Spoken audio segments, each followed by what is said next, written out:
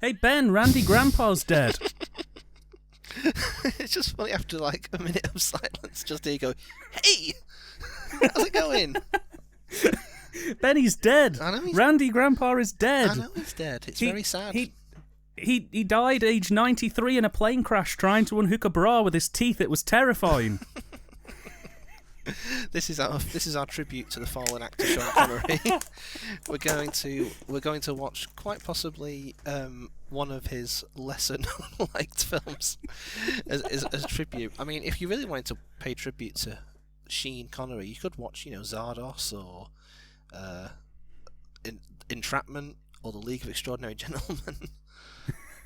I think fate has kind of brought us to this point because we started his series when he was alive, and we're now watching his final film almost immediately after he's shuffled off this mortal coil. What a weirdly sort of depressing note to start this good time banter call on. It is. It's surprisingly morose, but on the other side of it, I like to think that maybe he got to see at least one of our commentaries before he passed on. It's going to make the nightmare film we're about to watch feel very awkward. It is. It really is. So we're doing Diamonds Are Forever today. Other bonus. It's this commentary will be going out between that weird gap just after Christmas, but just before New Year's. So Ben, did you have a nice Christmas? So we're acting as if Christmas has already happened. Yeah, Christmas is done now. It's nearly 2021. Yeah, Christmas was fab, Dan. I mean, it's a shame all my family died, but apart from that, that was the main thing, Were your family staying in South America? Because don't you remember Trump bombed South America just before Christmas Eve? I hope they were all right. I think that was during the nuclear attack on Chicago, if I remember correctly. But yes. And then of course there was the big rabies outbreak, which but. My doctor says I'm doing all right anyway, so. Well, that's good. Well, I had a new bed for Christmas, so I've been sleeping soundly. So in a way, it's been just as eventful. Yeah, it's been nice. And I've spent pretty much the majority of the time that I've been off for Christmas just sitting in a beanbag, enjoying a nice glass of whiskey and working my way through the film pile. So I hope everybody out there's had a Merry Christmas. We're doing Diamonds Are Forever today. It's... God, it's so strange the fact that I think Sean Connery timed his death very well. I think he did. It's he knew this was going to happen. It's eerie.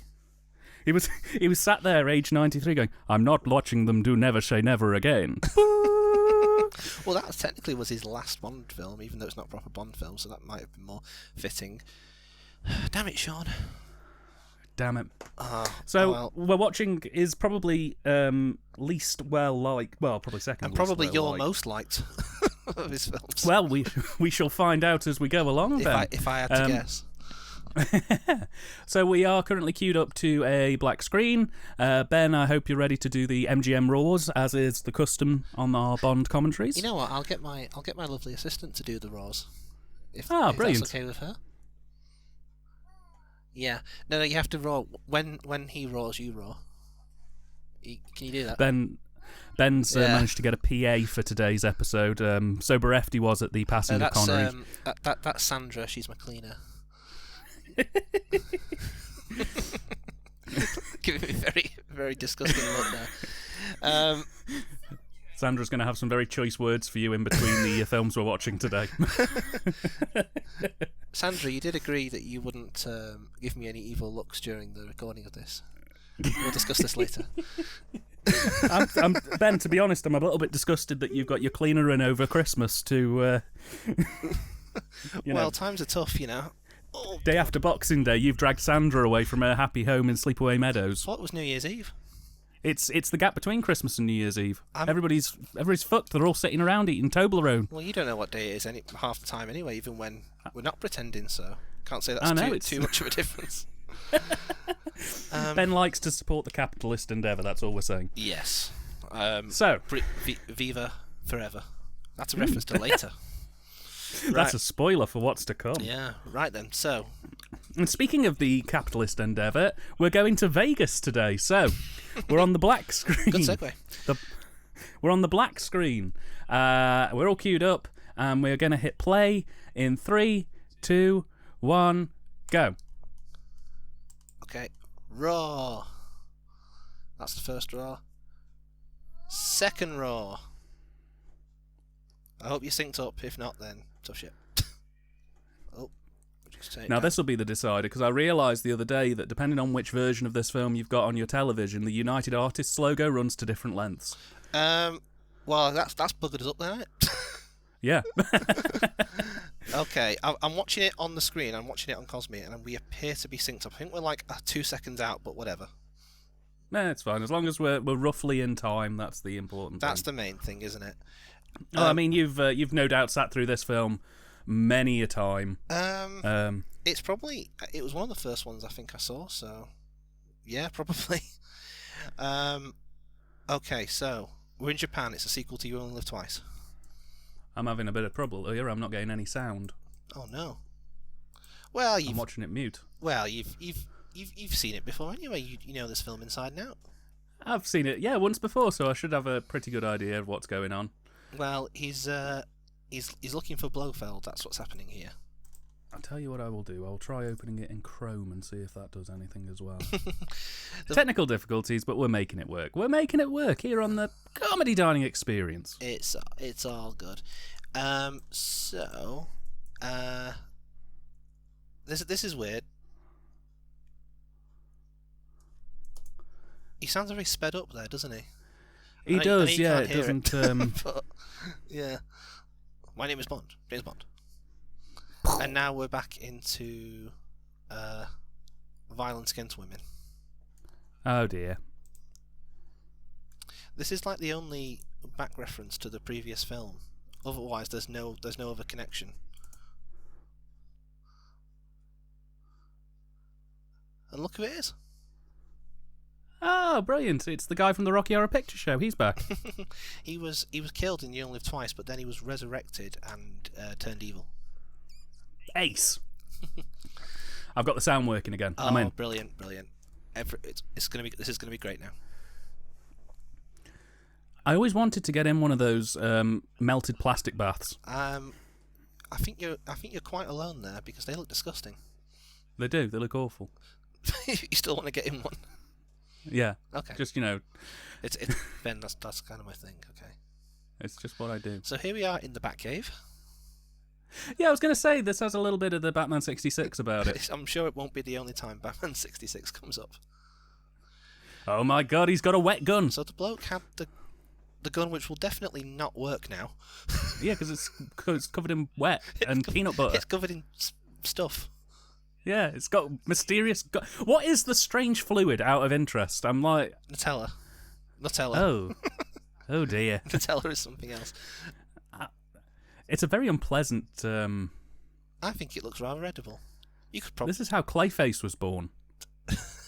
That's like the third Batman reference in 2 minutes. Bodes well.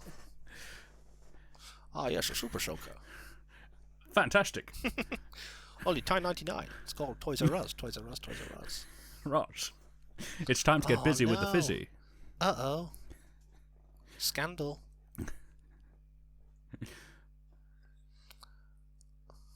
No, I was killing your henchman. Hey, I know you. You don't like sake. So, I think Charles Gray's a pretty good Blofeld.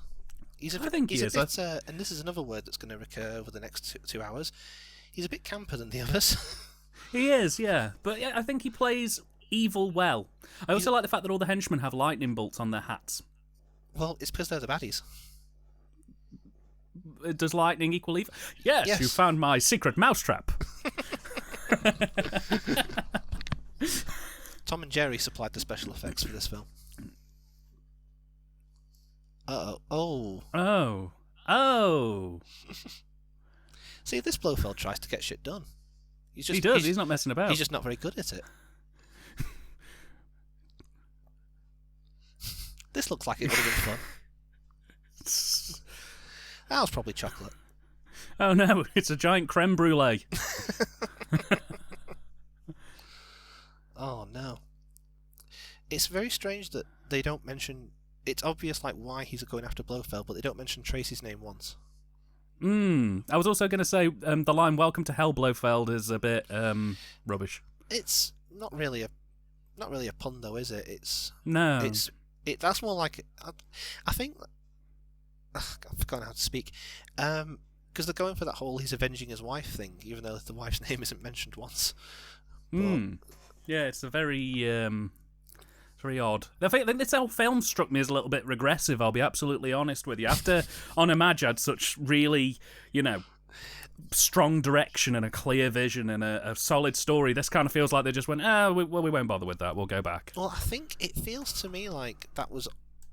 I agree totally, and I think that was almost on purpose. Like, I think when they got Connery back, they sort of panicked a bit, and they were just like, get all the tropes again, get Guy Hamilton back, get Shirley Bassey singing the song again, which is happening now. I was going to say, do you prefer Diamonds Are Forever, or do you prefer Goldfinger? Well, I actually prefer the third Shirley Bassey song that's coming up. Hey, big spender. I have nothing.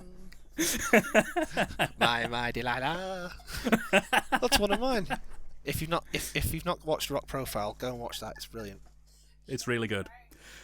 I think my favourite Bond theme so far out of all the ones I've heard is probably On Her Majesty's Secret Service. That's one of the better ones. One of the better musical instrumental ones. My favourite one is coming up in the next film. Oh God, yeah. Oh, if we're talking all of them. Yeah. I was just talking within the Connery era. The next one is Set Your Socks on Fire good. Yeah. Meanwhile, at least this one sort of feels a bit it ties in with the film, doesn't it? It's got that glitzy, tacky, cheap Vegas vibe to it. Yes. It definitely does. Well, if you think this film's bad, Dan, do you want to hear what the original plan was? Go on. Goldfinger's evil brother. Not even joking. They were going to have Goldfinger's evil brother. He was going to be running some sort of like gold mining thing, and I don't know how it was supposed to work. It was going to end with him being chased in a boat by Bond with a load of like police and army and everyone, and Bond was going to quote Captain Nelson. He was going to say, Las Vegas expects every man to do his duty. I mean, it sounds appalling, but it probably would have been a bit better than this. I mean, I'll be honest, I didn't actively hate this film, but it needs work. Well, it is what it is. I mean, you've got to imagine, though, at least 20% of the budget went on Connery's leaving do so, Well, I think he got paid... I think that part of his coming back was he got paid, like, £1 million, which doesn't sound like a lot now, but at the time, you've got to imagine that's quite a high salary.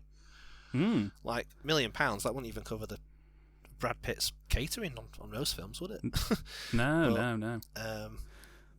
Yes. So we've had Sean Connery here examining diamonds. I don't even know why he needs a jeweller with him, because no doubt Bond is an expert jeweller as well. He's Bond. He knows all things.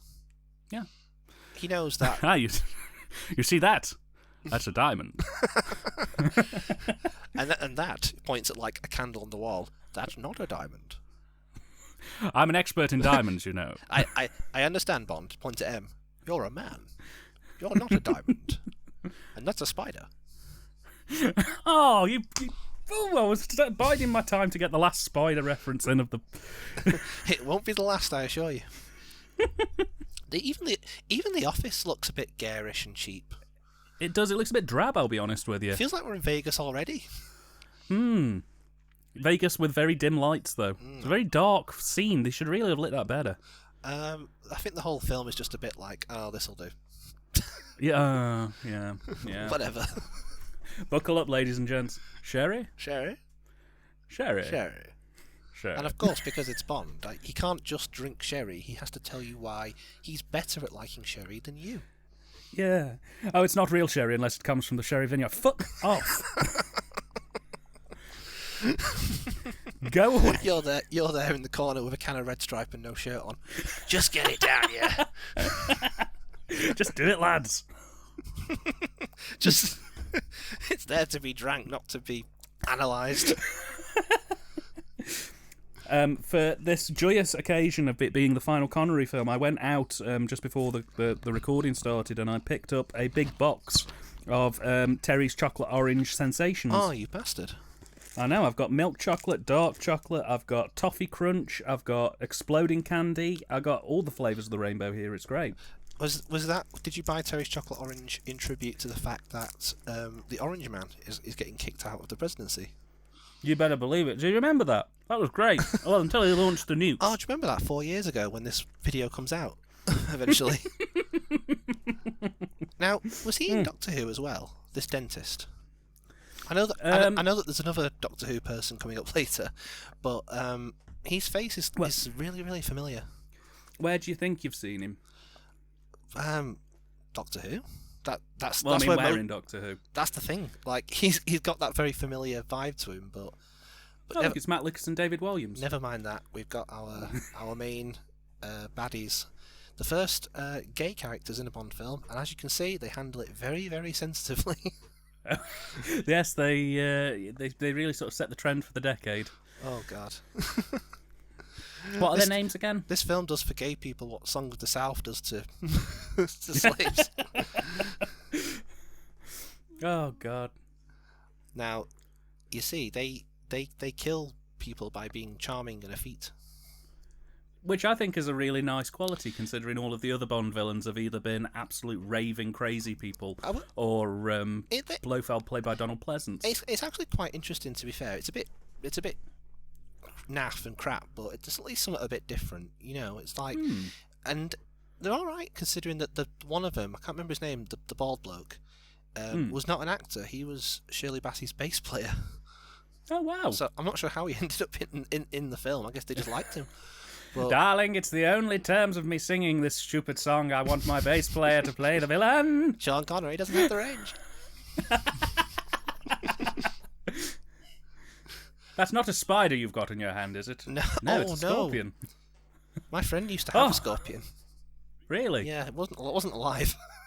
It was an actual scorpion. Oh wow! Just in a glass case. Very morbid. He's now a policeman. Oh. Isn't the scorpion a symbol of death and joining the police? The scorpion is a symbol of getting killed by two gay men in the desert. Now that's a weekend, let me tell you now.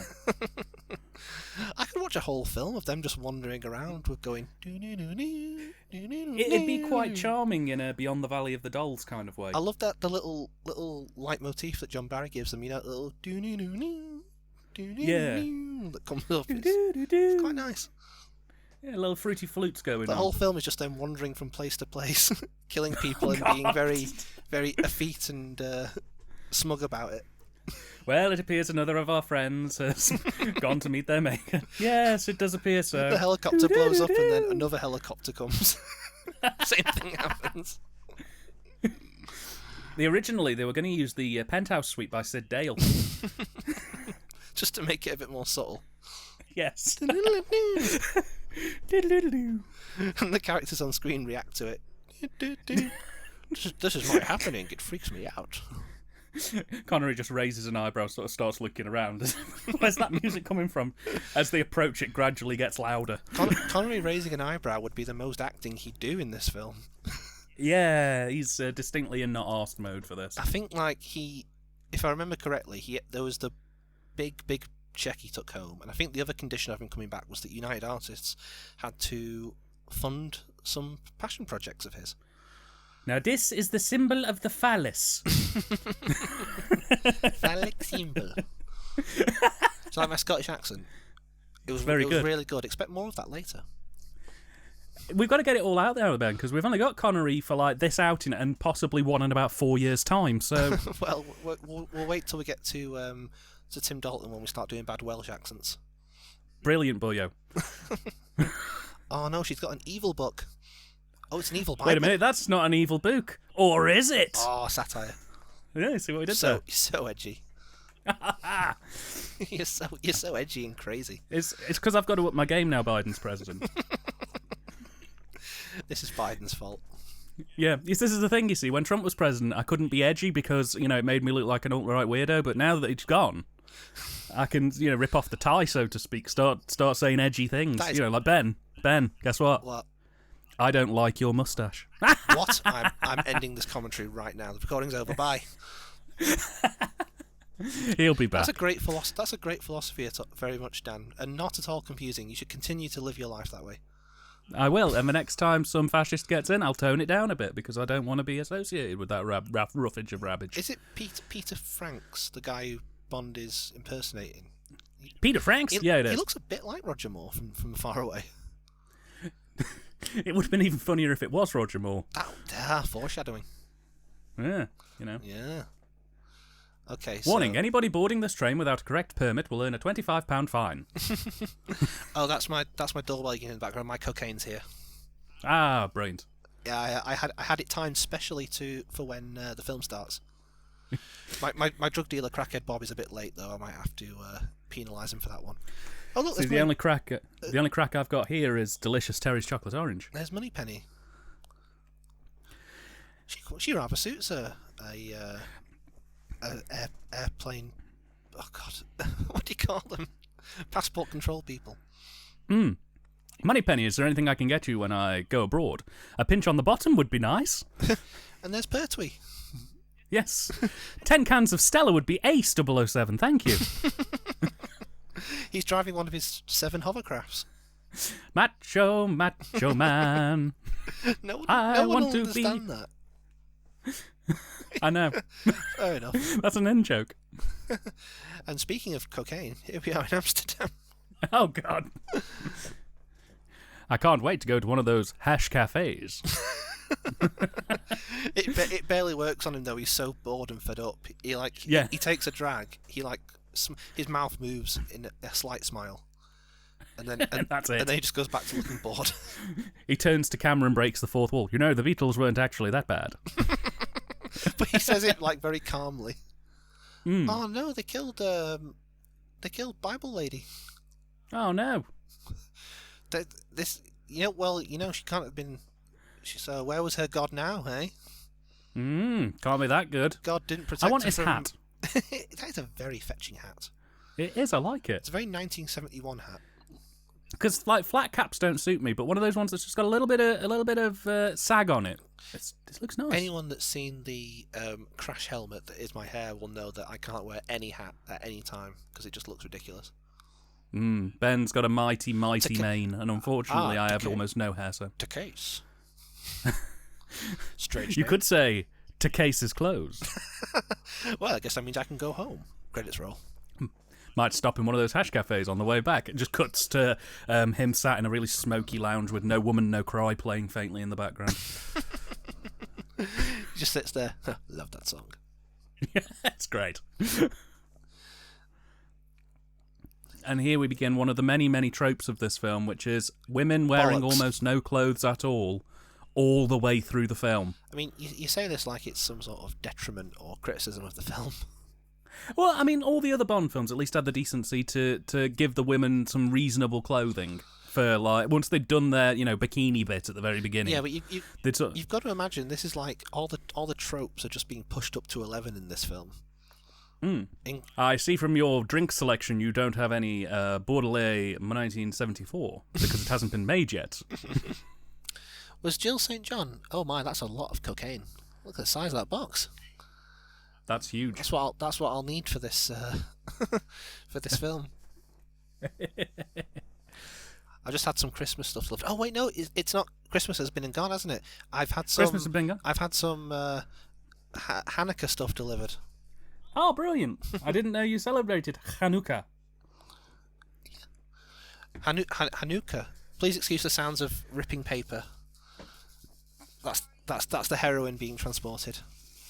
Oh, I thought it was your way of dealing with the tension. It's the sound I make whenever I see Jill St. John. She does look rather fetching, if I'm allowed to say that. No, she's a very beautiful woman. She was in the one of the first Batman episodes. Was she? Yeah, in fact, she was in the first one. She was in that. The first episode has the scene that everyone knows where he's in the club. Oh crap! Yeah, another Batman '66 reference. Yeah, you shake a pretty mean kick, Batman. Yeah, that's her. Which just sort of adds to the already cartoon land tone we're going for. Yeah, this does go proper yowie dowie. This is she's a bit too, as a character, she's a bit too brash for my liking, and she does get a bit annoying at times. Yeah. And she always does that. This isn't just something true of the Bond films. This is true of most films that have a female sort of protagonist, where they'll start off and they'll build them up as like this secret agent, clever, super duper girl, and then by the end she's just an airhead who, yes, which is not good, obviously. Well, I mean, not to spoil a big chunk of the end of the film, but there is that bit where they're doing the tape swapping. Oh God. Where I was just like, we'll get to that one. And Tiffany seems to. Maybe it was in her contract she has to wear a different outfit in every shot. Not just every scene, every single shot it cuts and she's got something different on. They're literally funding her wardrobe. She has different hair in every shot as well. There should be a thing where it cuts to Sean Connery and then it cuts back to her and she's got like a clown outfit on. Yeah, with the makeup different and everything. hairstyle. Yeah. Cuts back to Sean and says, is everything okay? Then it cuts back to her, she's got like an SS uniform on. Yeah, what are you talking about? Cuts away again. It's just because, and then it cuts back to her, she's dressed as a Leatherman. Now that's more like it. Sherry? Sherry? Sherry.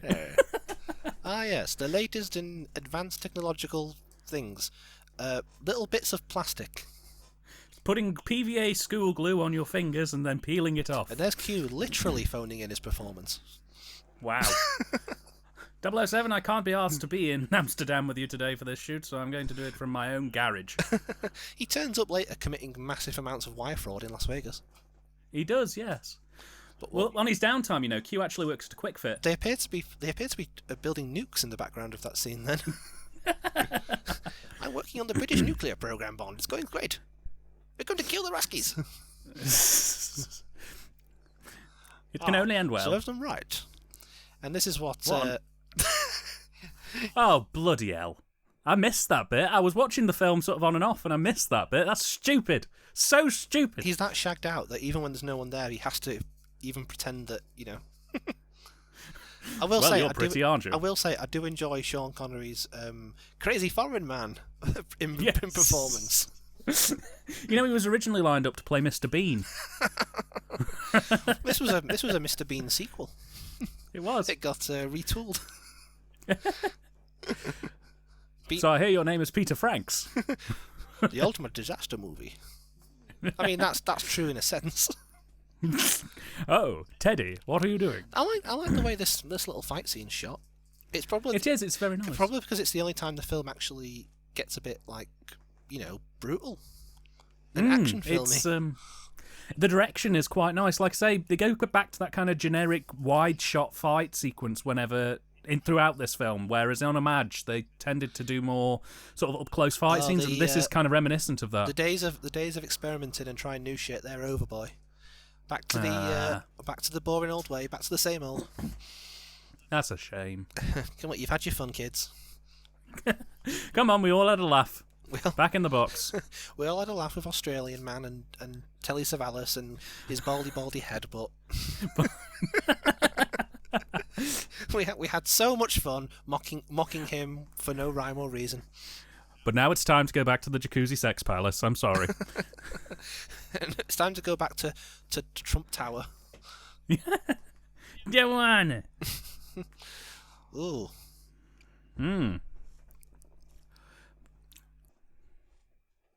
Hey, what are you guys doing in there? That's usually what I wear of an evening, what she's got. Yeah. I usually have that hair. In my boudoir. Oh dear. Some nice little John Barry-ness, which I think that's a cue that's been in the films more than once. That little dun dun dun. Dun, dun. It has, yeah. I like how no one else is noticing the in this sort of apartment building. No one else gives a shit about the rather loud crashing bangy fight that's going on. Hey, keep it down out there. I'm trying to eat. I'm trying to watch my stories. I'm trying to watch The Outer Limits. Landlord comes out. He goes, right, I'm charging you for that. Gosh dang it. Broken window in the elevator, £25 gas fire extinguisher, mate. You are going to be livid. I want it. Quite what a brash American is doing in an Amsterdam apartment is... There's only 3 things that a brash American would be doing in an Amsterdam apartment, Ben. Neither of them savoury. I love this bit here is just like, I know everyone makes this joke, but like he's such a terrible secret agent if everyone knows who he is. You can recognise you can recognise most British spies from their Playboy membership card. I was going to say, of all the things to identify James Bond by. Oh, you just killed that famous serial rapist. I could tell because I read your Tesco club card. Let's see how many nectar points Bond's got left. You only shop twice.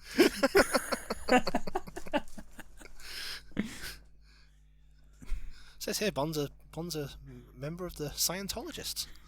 Oh wow! It says he's an ordained minister from the Universal Life Church. He's an ordained minister. He does things in 1 minute, no more, no less. He's a minuter. He's a minute or two late. You know, I'm really going to miss that James Bond. God. So charismatic, excellent wine knowledge. I heard he was very good in bed. Not boring at all. Such a lovely man. I heard he was a... God, this film spends an awful lot of time on airport runways. Yeah, it does. Maybe they just ran out of their filming permits for each location, so they just said, "Oh, we'll do it in the airport." I want that hat. What Tiffany's got on? Yes. Crash zoom into eye. It's Matt Lucas. No, seriously, I'm not joking. If they ever do a Diamonds Are Forever sort of like parody, if they don't get Matt Lucas in to play that role, I will be very disappointed. You could get Matt Lucas and David Walliams to play these two. Yeah, it'd be perfect for it. And as long as you could get Tom Baker to play Blofeld. Perfect. Perfect. That is a very, very yellow suit dress combo that lady's got on. You see, when we inspected the elements of the 35mm film print, we decided to make all of the yellows literally unseeable. God, it's kind of sickening. Just how, a lot of yellow, how yellow that yellow is. Oh, look, Felix, you've regenerated again. I remember you used to be cool. Why are you a cop, man? Now you're working for the man. I've always worked for the man. Yes, but you used to do it on my terms. Reckon you won't even let me take my gun through customs. You used to let me slap women too. What happened, Felix? And there's the Marx Brothers.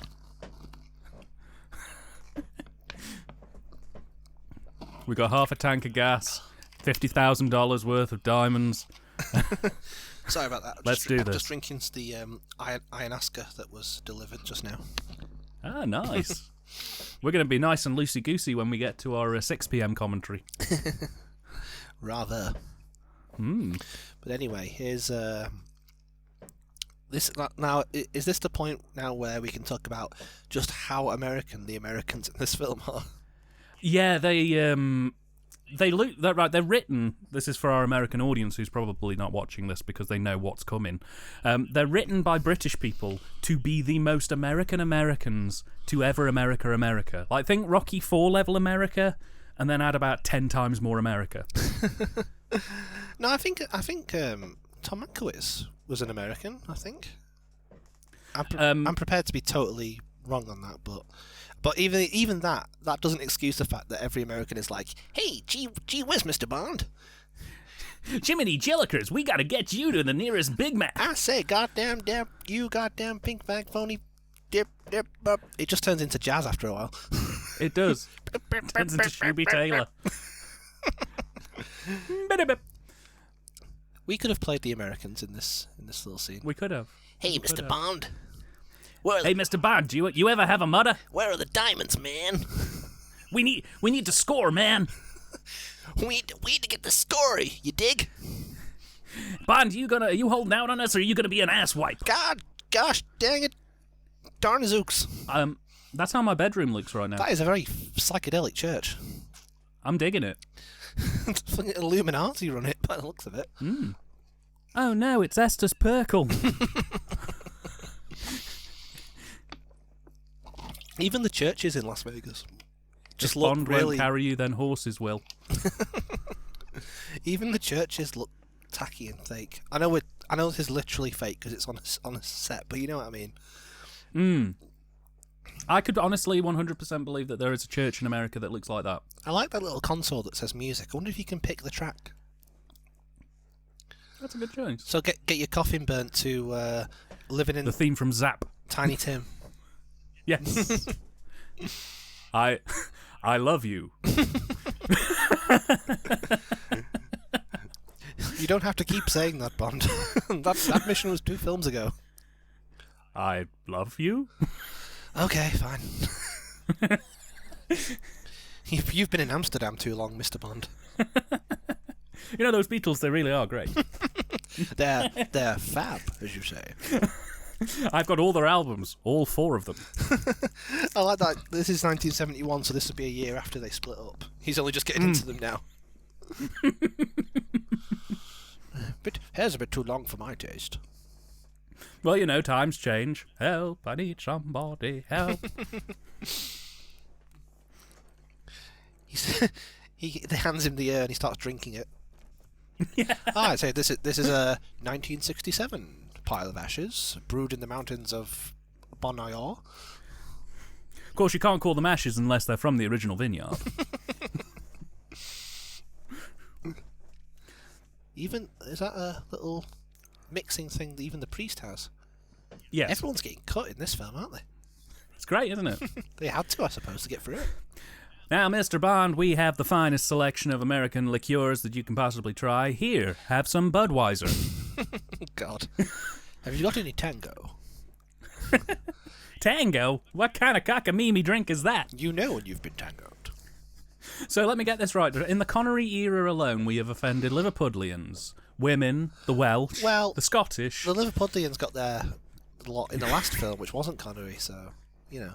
Well, true. This commentary will mainly be dedicated to making fun of Americans because they talk silly. I wonder what our new American friends will make of this when they hear it, if they hear it. Smashy, smashy. You know what? It's like typical, not just Bond film, but film bollocks. It's like they go to all these great lengths to murder everyone, and whenever it comes to murdering Bond, it's the classic.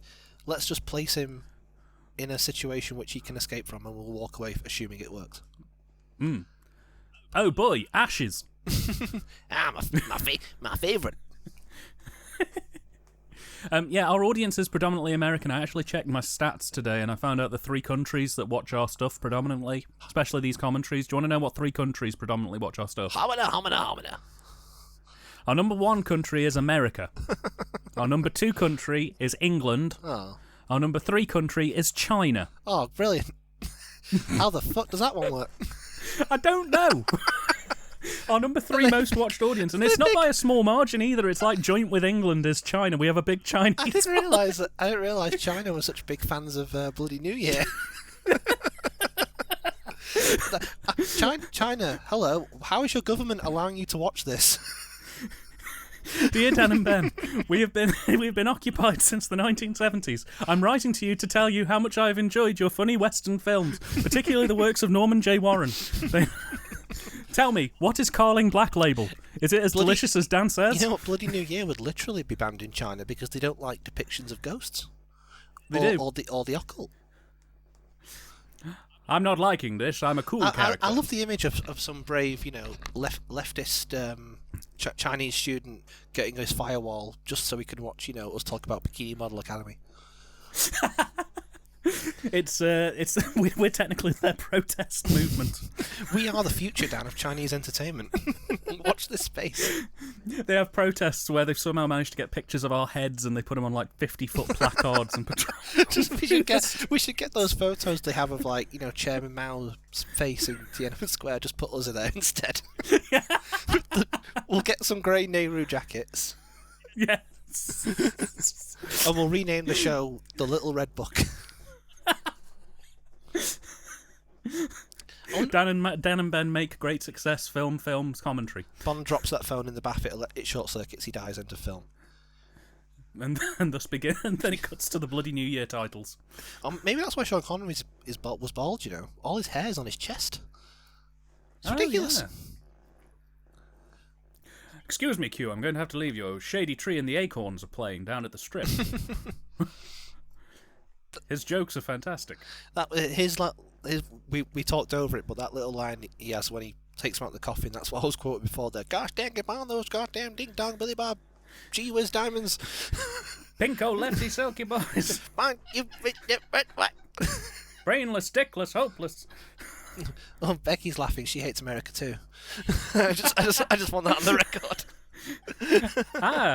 Coca-Cola, symbol of Free West. Oh God. So here we are in Shitsville, USA. This is not bad. Why more comedians should do shows with two very awkwardly placed, scantily clad women next to them, looking very bored. Was walking down the road the other day, mate. Bloke comes up to me, says, "Here, mate, how far is it to the nearest train station?" I say, "Well, about 1 mile." They should have got Ted He Chippington to do it. He says, 1 mile? I said, 1 mile, roughly speaking. That's a joke for you. We've got another one coming up. What? They're dragging me off. Right, I've got some jokes to tell. They're saying off, off, off. They want me to turn the lights off. The sex women have commanded it.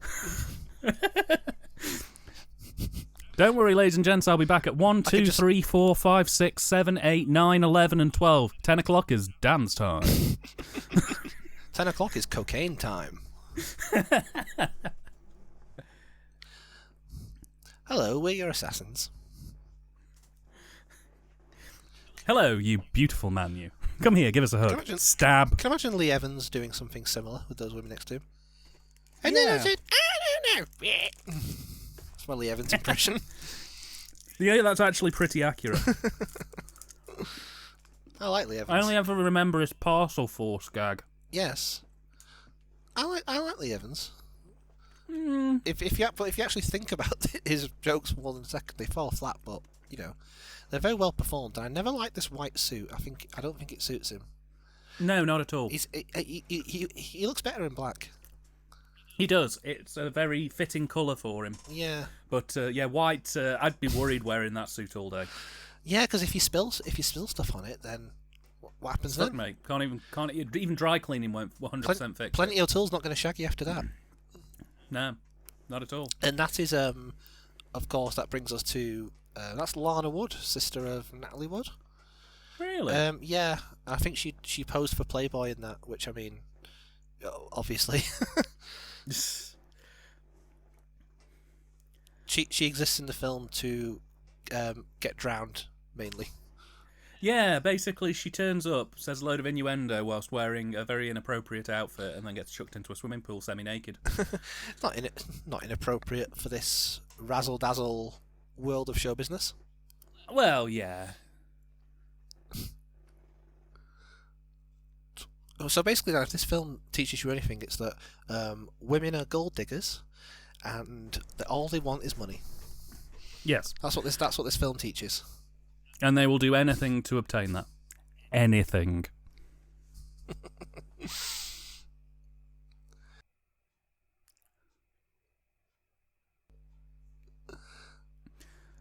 I never.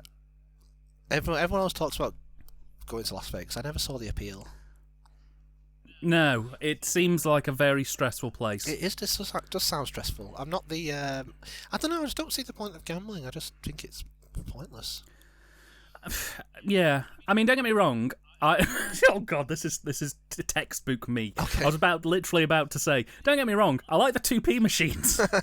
That's not. That's not like proper gambling though. That's like no. You get little 4-year-olds going on those. I know. And my grandmother. Those are good memories going to Blackpool on those machines. You know, the ones that, well, like you say, I can't show you because this is not visual, but they have the little things that go voot, voot, voot, and you put 2p in, and you eventually spend about £7 to get a return of 16p. But Ben, don't you get it? There's a steel cigarette holder with a tenner taped to it. If I put in £18.50, I can win that. I bet if anyone actually fucking wins that tenner, they'll see it's got like the Monopoly Man on the other side. Yeah. So there's actually a cut. There was a cut scene here. She was going to be in it a bit more. They were going to be having like a drink in one of the Vegas bars, more innuendo, more crap lines, and then Sammy Davis Jr. was going to turn up. Oh, wow. So it's on the Blu-ray. You can see it. He's like, Did Sammy Davis Jr. actually turn up? Or? no, it's the real Sammy Davis Jr. Oh, Not just wow. like some bloke they got to impersonate him. Oh, no, I thought you'd maybe just see like a blur in the background. No, and it's Shauna turn the up. real 'Cause guy. That's Sammy Davis Jr. He comes. I can't remember what he says. Hey, Bond, take this. Oh, wow. You crazy. And then he starts singing Mr. You Booze. crazy cats. This is quite a good line that Connery comes out with when he sees the Larry, Curly and Moe. Oh, hello. Yes, that's the Oh, line. hello. Oh, hello. Afraid you've got me with more than my hands up. I mean my. He looks right at the camera. I mean my penis. I mean, you just die, wouldn't you? You would. You'd literally die. You can't survive From that height. From that height, hitting that water would be like landing on concrete. I like to commit murder. Moida. I just like to kill people. Makes me feel like a big man. I was hoping she'd land on concrete, the bitch. I was gonna go down there myself and finish the job. Anyway, we're off now. I've had my fun, and that's all that matters. We're off now so you can have another sexual entanglement. We're off now so the film can happen. Your legs may be broken, but I'm still willing. What would he have done if those blokes hadn't turned up and Tiffany was waiting for him while he came back with plenty? Ben, this is the Bond universe. I think we know what would have happened if Bond brought a woman home whilst there was a woman in the house. I've just realised that no one has a fucking proper name in this film. No, they're all... Plenty. Peter Franks is the worst fake name I've ever heard in my life. I have heard some fake names in my time, but if anybody ever came up and went, "Hi, my name's Peter Franks," I immediately know they're a spy. Hello, I'm John Smith. Hello, my name is The Spy. Do you know James Bond? Why, no. But I hear he's devilishly handsome, terrific in bed, and a great charismatic character. Who knows his brandy? He knows his sherry too. Tell me, have you got any sherry?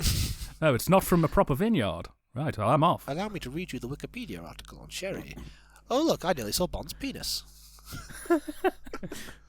That's fantastic. Turns out he's perfectly smooth down there, like an action man. You know how it obviously it cuts from Bond half naked to them post coital. That's in real time. Like the sex is just that fast. Yeah. And I'm spent. Was it as good for you as it was for me? No? Excellent. Well, I don't care either way. I've had my fun, and that's all that matters. My name is Bond. Oh, great! She's going to talk to me. What are you doing? What happens now? This is the bit where you normally leave, or the film cuts to a different scene. Why isn't it cutting to a different scene? Can those blokes come back and toss you into the pool? You're in plenty. Done now. Bored now. Not listening. Don't care, mate. Asked, mate. Arsed. I just want to see Sean Connery, Syra, 1971 say, arsed. Asked. Unfortunately, we'll never get to hear him say that now. Oh, I know. Last feature film that Sean Connery was in was Sibylle. That tells you everything you need to know about Sean Connery as an actor. I thought it was The League of Extraordinary Gentlemen. No, it was an animated family film called Sibylle. Sounds wonderful. It's awful. We should do that one next. In fact, hang on a minute. I'm going to send you a photo of the cover of it over WhatsApp, just so you can see what I'm looking at. And I'll probably, if I can remember, I'll put one up on the screen as well. Okay, I'll enjoy that man's moustache while you do that. Hang on. That's nothing. I could do that. I'm doing that right now. As we do this recording. Your flat's got a lot bigger since I remember it. That's my staff who work down there. Right. They're my dealers. Well, I hope your staff had a good Christmas. All the cocaine diamonds can buy. Great success. This film is mainly just men in suits and ties saying, "Bond, what are we going to do about this crazy broad?" Bond, I'm getting about up to my neck with you. You're off the case, Bond. You're too close to this case. I'm hiring this guy. His name's Roger Moore. Bond, you're a loose cannon. But I like you, Bond. I've just sent you the cover of Sibylle on WhatsApp. Look at that face. Looks wonderful. Oh wow. That was his last film. That looks like someone on DeviantArt tried to do Aardman animation and failed miserably. Oh yeah, it's as bad as that. It runs at about 12 frames a second. What's going on with that little guy in the corner? Oh, there's a little furry fella. I think he's a flying squirrel. Well, that's good to know. Do you remember the music video Sweet Like Chocolate? Sweet like chocolate bar. That one. Yeah, you remember the CGI type music video for it? Yeah. It basically animates like that. Well, but it was made in 2017. I liked that. So maybe I like Sibylle, which is misspelled. and is using the cutting edge technology of a flipbook for 2017. Meanwhile, in Warner Brothers Animation Presents James Bond, Tiffany is going to go and harass some children now. I think the only thing worse than going to a casino, which again is a very stressful experience, is going to a casino that has trapeze artists and elephants roaming around. Yeah, I mean that's just you're just asking for death, aren't you? Yeah. It's just, I mean, why not go the whole hog and have clowns running around who sort of pie the audience? I'm sure they do that in some places. It is Vegas. The smell of urine is strong in this place. I don't know, when I look at these scenes, I get the smell of like stale sweat. From there was stale sweat, urine, and cigarettes. From men who have been in there for about 4 days. Haven't eaten, haven't drunk, have won $100,000 and lost $700,000. Plowing through their life savings. There's me in the corner. Oh yeah, it is. Oh, you're clean shaven as well. Yeah, I was 29 when we shot this. And I want his shirt. That was when I didn't actually need glasses. I only wore them to be cool. Well, yeah, they were the fashion at the time. I said, this looks a bit crooked to me, Dan. I don't know about you. I'm calling it. I'm saying shenanigans, but that's Trump's America for you. Luckily, the days where women can cheat at water balloon gun games are now over. Yes, they were enforced with punishment of death around 1972. Do you like my little corduroy jacket? I do. It was very fitting. Yeah. The kids keeps moaning, and James Bond just pulls out a silencer.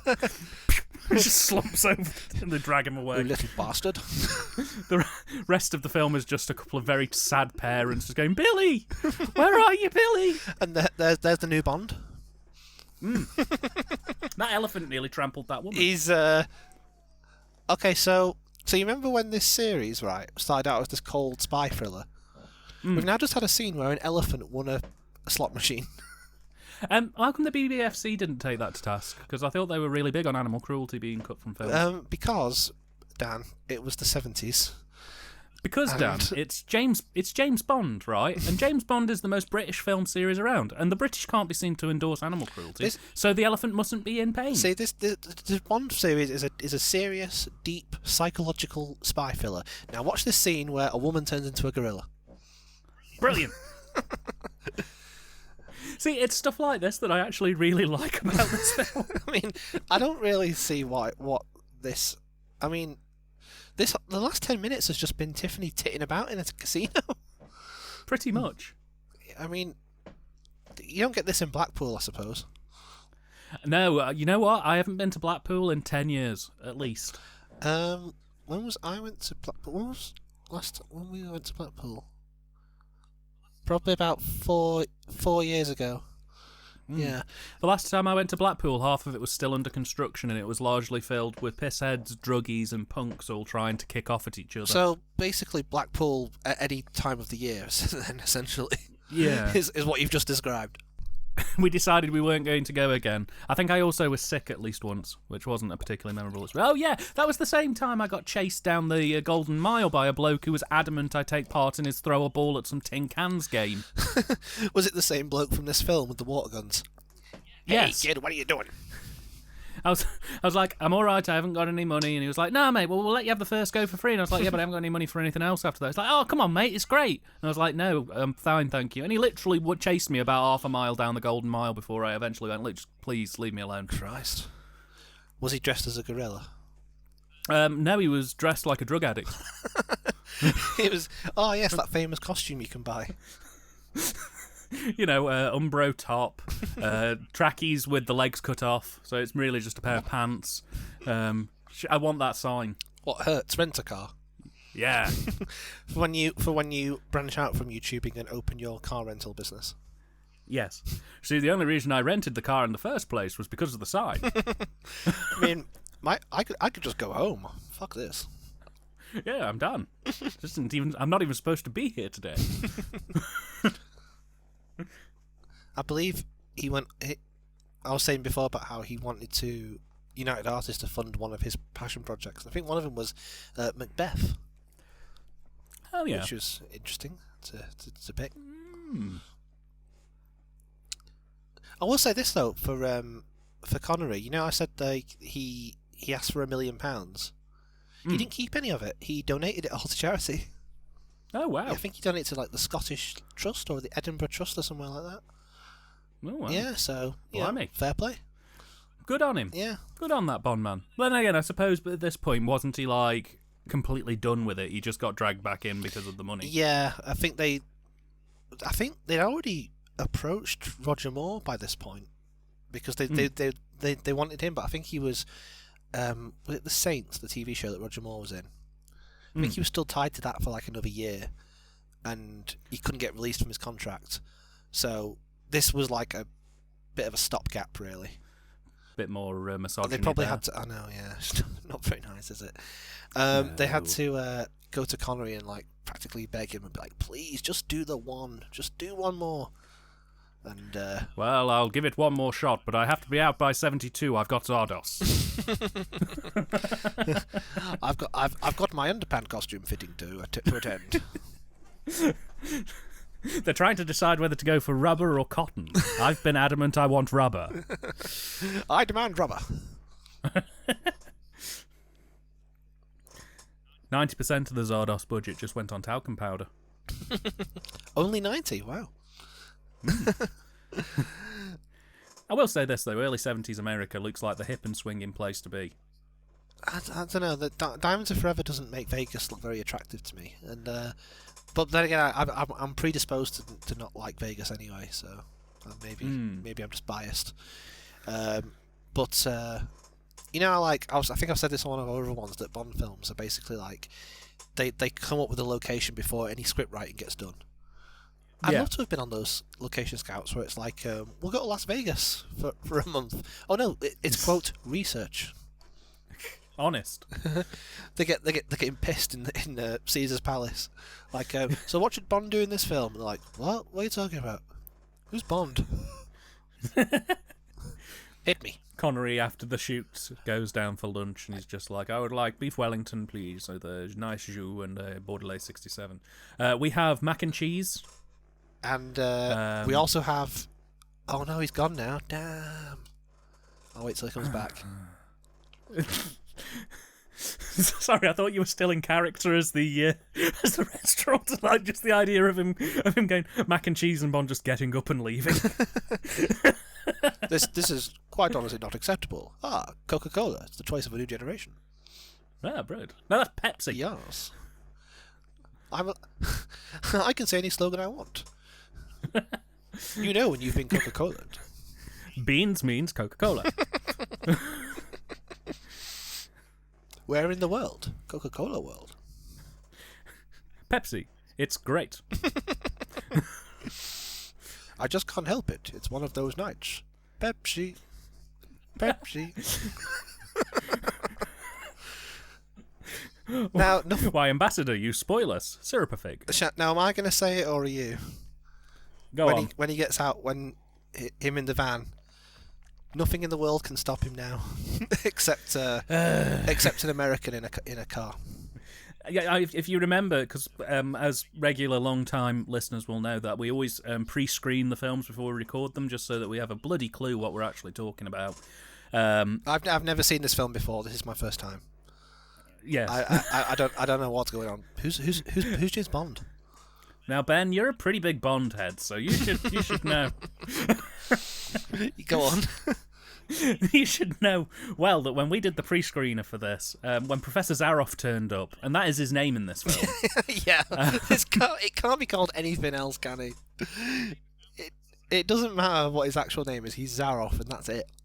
He's Zaroff from the Underwater Menace. Yeah, when he turned up, I actually messaged you with the most delighted response. I was just like, "Oh, it's Zaroff! Yes. What's he doing here?" He doesn't really get the opportunity to be quite as hammy in this film, unfortunately. Real shame. Yeah. They should maybe... Knocked a whole point off the film for me. Maybe he should have been Blofeld. That would have been That great. would have been fantastic. Yeah. His cats looked very distressed from all the shouting.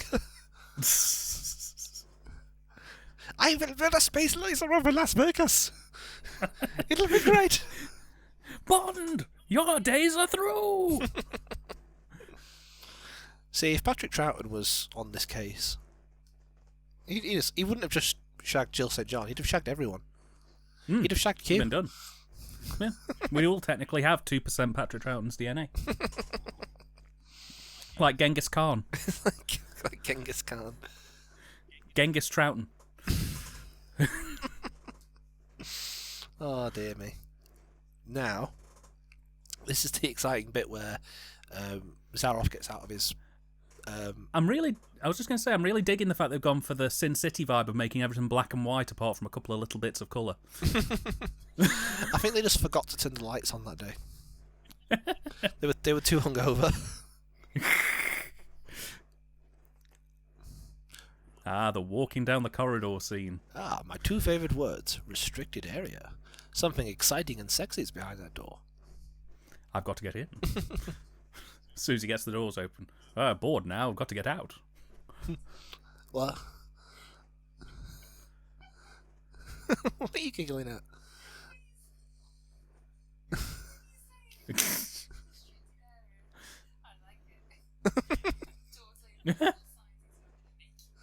Oh. I don't know if you heard that. Becky's having fantasies about scientists having orgies.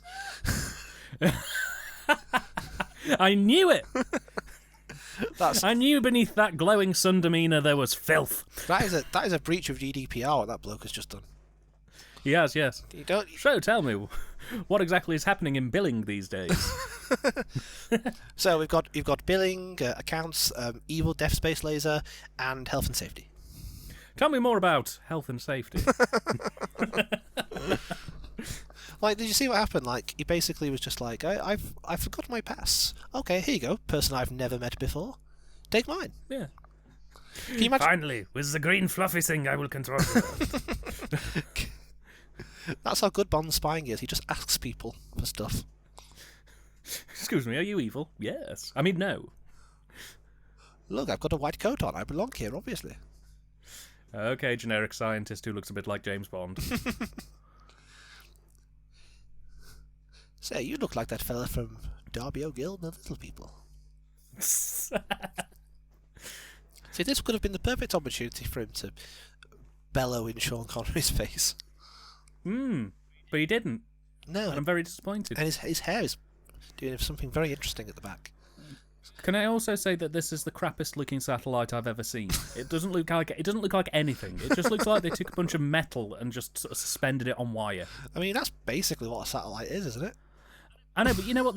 Everybody, when I say think of a satellite, will think of either something like a dish or something like the International Space Station. That looks like somebody basically ripped a couple of solar panels off a roof of a house and wrapped it in tinfoil. Of love. I got. It's not a rubber sole, but I'll take it. I see you like the English, bastard. Start singing "Come Out, You Black and Tans." This. Oh, you see, hello, I'm the real person. I timed my arrival just as the fake person left. You must be a spy. Take him to the radiation chamber. They all shoot him. Meanwhile, in space. Meanwhile, on the moon. Yes, it has. And ironically, I don't need a space. Doesn't even go to the moon in that. False advertising. I like to think that they should have cut straight from when Bond creeped out of the moon rock there, just to imply that he actually is in space. Yes. Yeah, look at this. This looks all right. Why are they all moving really slowly? I can see my flat from here. Quick, I've got to get into the bubble car. I've got to get into the Homer Simpson car he built in that one episode. And at this point, we're just going full Benny Hill.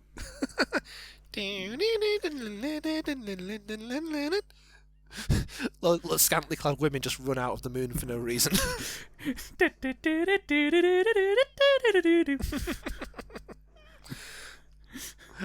you think at this point Bond is just like, at what point did my life get to this? You may be asking how I got here. I'm being chased in a bollocks car. Bye. Quick, stop him. That moon buggy has a total retail value of £26. I believe that official name for that car is the load of old bollocks machine. Yeah, that would not survive the trip into space. Well, I mean, neither would you, to be fair. Well, no, but that's because I'm flabby. I'm just... This was 2 years after the moon landings. Do you think this fueled all the sort of conspiracy theories that were coming up at that time? Yes. It wasn't Stanley Kubrick who faked the moon landings, it was Sean Connery. It was. If you look at this footage here, you can clearly see a man in a tuxedo creeping out from beneath the rock with sherry in his hand. We have conclusive proof that the moon landings were fake. If you see this footage very clearly, you will see Cadillacs driving on the moon. Ladies and gentlemen, Cadillacs are not on the moon. I think you'll find, Dan, that Scottish men with wigs in suits do not belong on the moon. Thank goodness I'm not on the moon. My hair would have flown away. Meanwhile, in Mad Max 2...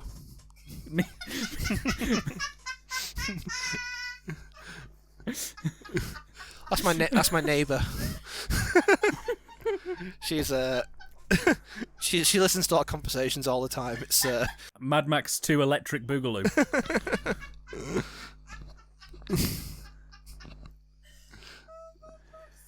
This is... I think George Miller saw this and thought, yes, that's what I'll do. And then he went off and he made Babe Pig in the Sea. Get me Mel Gibson. What do you mean he hasn't been born yet? Get me Mel Gibson. He probably had been born.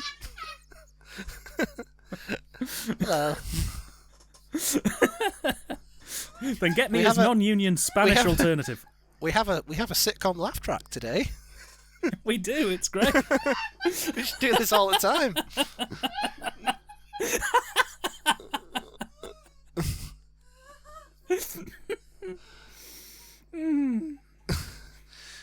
I blinked. What happened in the film? I don't know. We've suddenly gone from being reasonable to being unreasonable. What? Well, what? He's... You see, I always keep a house brick in my jacket to put on the accelerator pedal. Judo kick. Judo bike ride. Can you imagine if you had to travel everywhere in the film on that thing? Yeah. like the bit later on with the car chase, he's on that little buggy instead. Yeah. I saw them do this on Fifth Gear.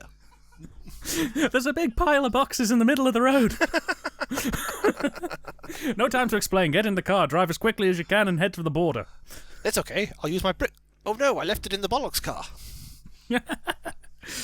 Cerveza, please, por favor. Did you know that cerveza should be served at 37.5 degrees? Bond, we're about to die. Yes, I know, but let me tell you. Moonshine, please. Did you know that moonshine is supposed to be... That's why he was on the moon in the first place. He was after moonshine. You know, I really want a cigarette. Smoke. Never smoked. Smoke. You smoking yet? Now, one thing I will say about this film, whilst I did say at the start of it that I feel that it's a little bit regressive in terms of, I think On Her Majesty's Secret Service was a little bit more experimental and out there. Yeah. This car chase scene that's about to come up, I really like. I think it's completely different from anything we've seen before. It's fab. And I like how sort of like it does start. It is a great scene, although it does start a very naff trend of Bond being chased by the Keystone Cops. Well, golly gosh, it's that James 007 Bond. We got a 10, 14, 27, 48, 9. Hey, boss, I bought the donuts. I say, goddamn Billy Bob, those goddamn dish star, bong bong, bing bong diamonds. We're going to catch that Bond, and then we're going to celebrate with biscuits and singing from my Spanish leg. We're going to go to a Broadway show. Go see Cats. We're going to go see Cats. I love Andrew Lloyd Webber. Because we may sound like we're from Alabama, but that don't mean we're not no cultured, no. He's a hoot. He's a hoot. You can get a hoot. Add me in stitches. Look, Pepsi. Oh, wow. Why does he why is he wearing sunglasses at night? Because Daddy's American. Can't see anything with those on. No wonder he isn't catching him. It is pretty well shot, I'll say. I like the fact that none of the Americans flinched as all those cars went past. Like if you were sat in like the Arndale Centre or something, and 4 police cars sped by, sirens blaring, and wheels screeching, and nobody flinched, you'd think they were robots. This is a fairly normal occurrence, I imagine. It's quite sinister, actually. The way they're all staring. It's a bit like the Wicker Man. It is, yeah. It's like, oh, here we go again. Bond. You have no idea, Bond. Bond drives into a giant wicker arse. It's time to keep your appointment with the wicker arse. That car just skidded about 2 feet away from them. They're just like, yeah, what? Okay. Why are they all stood there watching? What time's lunch? Well, to be fair, Dan, are you saying that you wouldn't have a quick glance at this if you saw this? Well, no, but there's a difference, though. Like, if I saw all this happening, I think I would quite shockingly turn round really sharp and be like, shit. What I wouldn't do is stand there just like, hey, I'm watching somebody film a movie. I love stuff like that. I like to think that none of those were extras. They were just like, bystanders. You know Monty Python's Flying Circus? Yes. Every outdoor scene has like 20 or 30 people just staring, watching anything that's happening. It's so brilliant. I think every TV show should do that. Mm. Just don't close off any streets or any permits. Just film, see what happens. If people see, people see. Now, you see, I always got, that scene in Goldfinger where Bond uses the ejector seat to get rid of that guy who sat in his car? Yeah.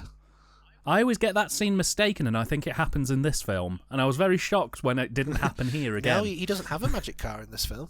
Well, he drove the Homer Simpson bubble car earlier, but that doesn't count. No. Oh, we got him now. We got him now. Come on, Billy Bob. The country music from Last House on the Left starts playing.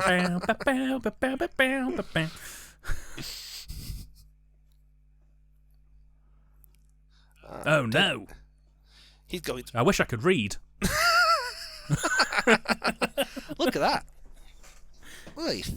Oh wow! Did you know that car has magic flipping abilities? It's a magic car. Hmm. Let me try. Oh, Chief Wiggum can't do the same. I'm just impressed that someone was actually able to do that in real life.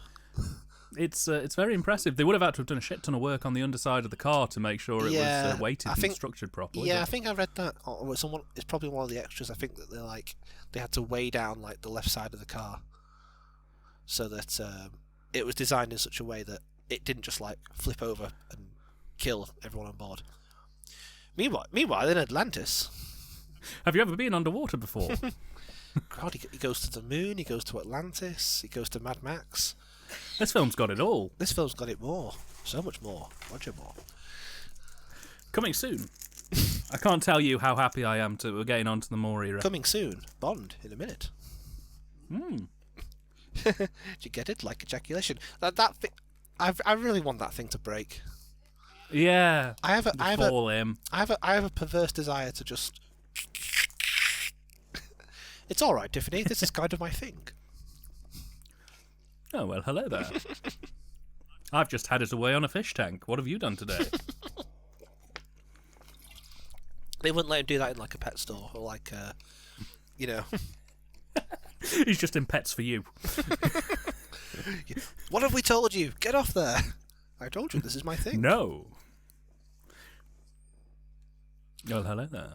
Silence as the lady wearing nothing but a fur coat is on screen. What? You've never seen a naked lady in a fur coat who's just been banged by some fish? Acting quite innocently. I hear you've got it going on. Bond, you got it going on. I got it going on. I'm really looking forward to when we hit 80s Bond and you get to sing Madonna again. I think Yoko Ono designed this apartment. Look how white it is. Are we still dealing with the same set director who did Doctor No? Ken Adam, yeah. Yeah. That's why I've wondered why all the sets were so massive. That's why still. every room is enormous. I'm just stepping out for some air through the window. That is quite funny though, like the way it goes. Oh, I'm just getting some air, and then now he's. Sure, I was reading this this comic the other day called Spider-Man, and I thought that'd be good. I'll do that. I feel God, I feel sorry for the stunt, because that's obviously not Sean Connery, but the stunt bloke who, that looks terrifying. I'm getting a bit sick just watching it. If you look closely at his hand, you can see that it's actually shaking because the grip on that rail is so hard. Not stirred. It's so hard, not stirred. I mean, imagine the view. Oh no! It's like those YouTube videos where you see like insane Russian people who like climb up ledges and hold on with like one finger. You ever seen they those? do the parkour thing. Yeah. Oh, it's ghastly. I don't understand the appeal at all. It gives me the fear, especially when they use fish angle lenses, so the distance looks even deeper than it would have been. Don't mind me just hanging around. Oh my God, Dan! You ever considered writing for the Bond films? Yeah, I sent my script in. I think it was called No Time to Die, and they've just never made it. But it was mainly puns. Like there was no like script directions or scene directions. It was just a list of puns. They sent me a letter back saying they were definitely going to make it, and then they started advertising that it was coming out, and then they just never released it. So look out for No Time to Die coming at some point next year. That was written by me.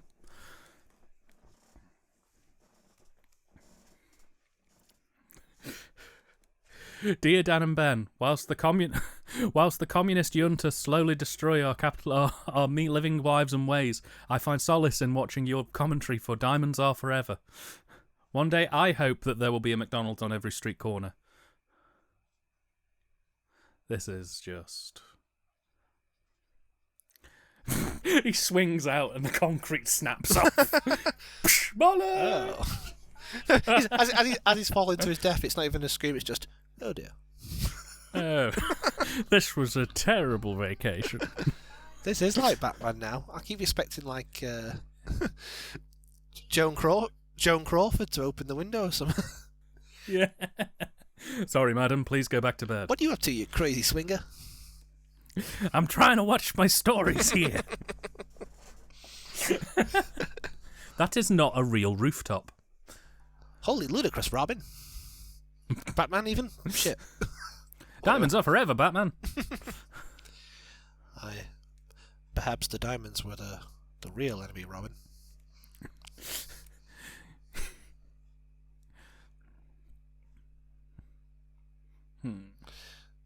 That's okay.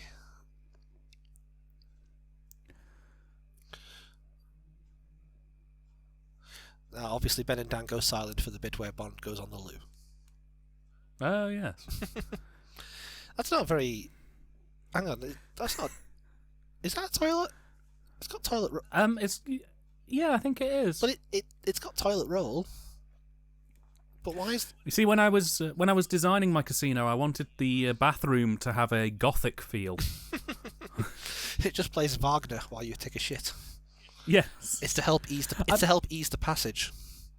I mean, I said to you whilst we were doing the pre-screening for this, but Connery gets older as the film goes on. Like, he jumps about 5 years for every scene. To be fair, Dan, you could probably say that about any actor in any film. Well, no, but what I mean is, like, he starts the film about 45, and by the end of it, he's a skeleton. Oh yeah, this film took 7 years to shoot. Yeah. It's the apocalypse ridiculous. Now of Bond films. They're still filming it now, I believe. Wow, that's going to be interesting. Like some grim marionette. Yeah, you can tell it's Ken Adam because you could fit about 95 people in that office. That only has one man in it. What a twist! I like your outfit. He's clay proof. I'm seeing double here. 4 Blofeld.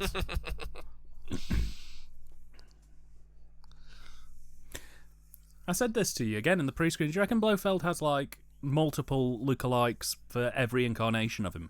Do you reckon there's like 4 Donald Pleasance lookalikes who are just sort of hanging in a bar together? Yeah, there's like 5 Donald Pleasances, 10 Telly Savalas's. Yeah. They really overbought on the Savalas's. They get the mystery Blofeld with no face up to do karaoke. Mm. Bye, Mr. American Pie. I think I was the best Blofeld impersonator. You are incorrect. I am the best. Yeah, if you can find I was the best, I do the voice very menacingly like so. Yes, but you can't do him when he's doing karaoke. Yes, but you see, I can do him when he's doing karaoke. Listen, come up and see me, make me smile. I'll do what you want. You've improved. On a while. Kill Bond! They all get pissed and they're all on the night taxi home. I get knocked down, but I get up again. Bond's never going to keep me down. I get knocked down. If they come across Bond, he has like one of those like when drunk people meet, and it's like, you know, but I always liked you a bit, Bond. You know, me and you. We're like this. We know what's going on, 007. We know what's going on. We know what's happening. You and me against the world, Bond. You and me against the world. This song is about me. Is there anywhere open? I know it's 4 a.m, but there's got to be somewhere open. Does anyone fancy a takeaway? I could murder a Dixie's. Literally. What say we all go home and watch the young ones? Starts drunk calling exes at 4 in the morning. Hello, Deborah. It's me, Ernst. Yeah, still doing the Blofeld gig. Yes, the cat's still alive. Somehow. Reminds me I need to go to pick up some dry food for him. You know how he gets if he eats wet. Yes, it's like Nutella. Our Blofeld impression is turning more and more into a Cyberman.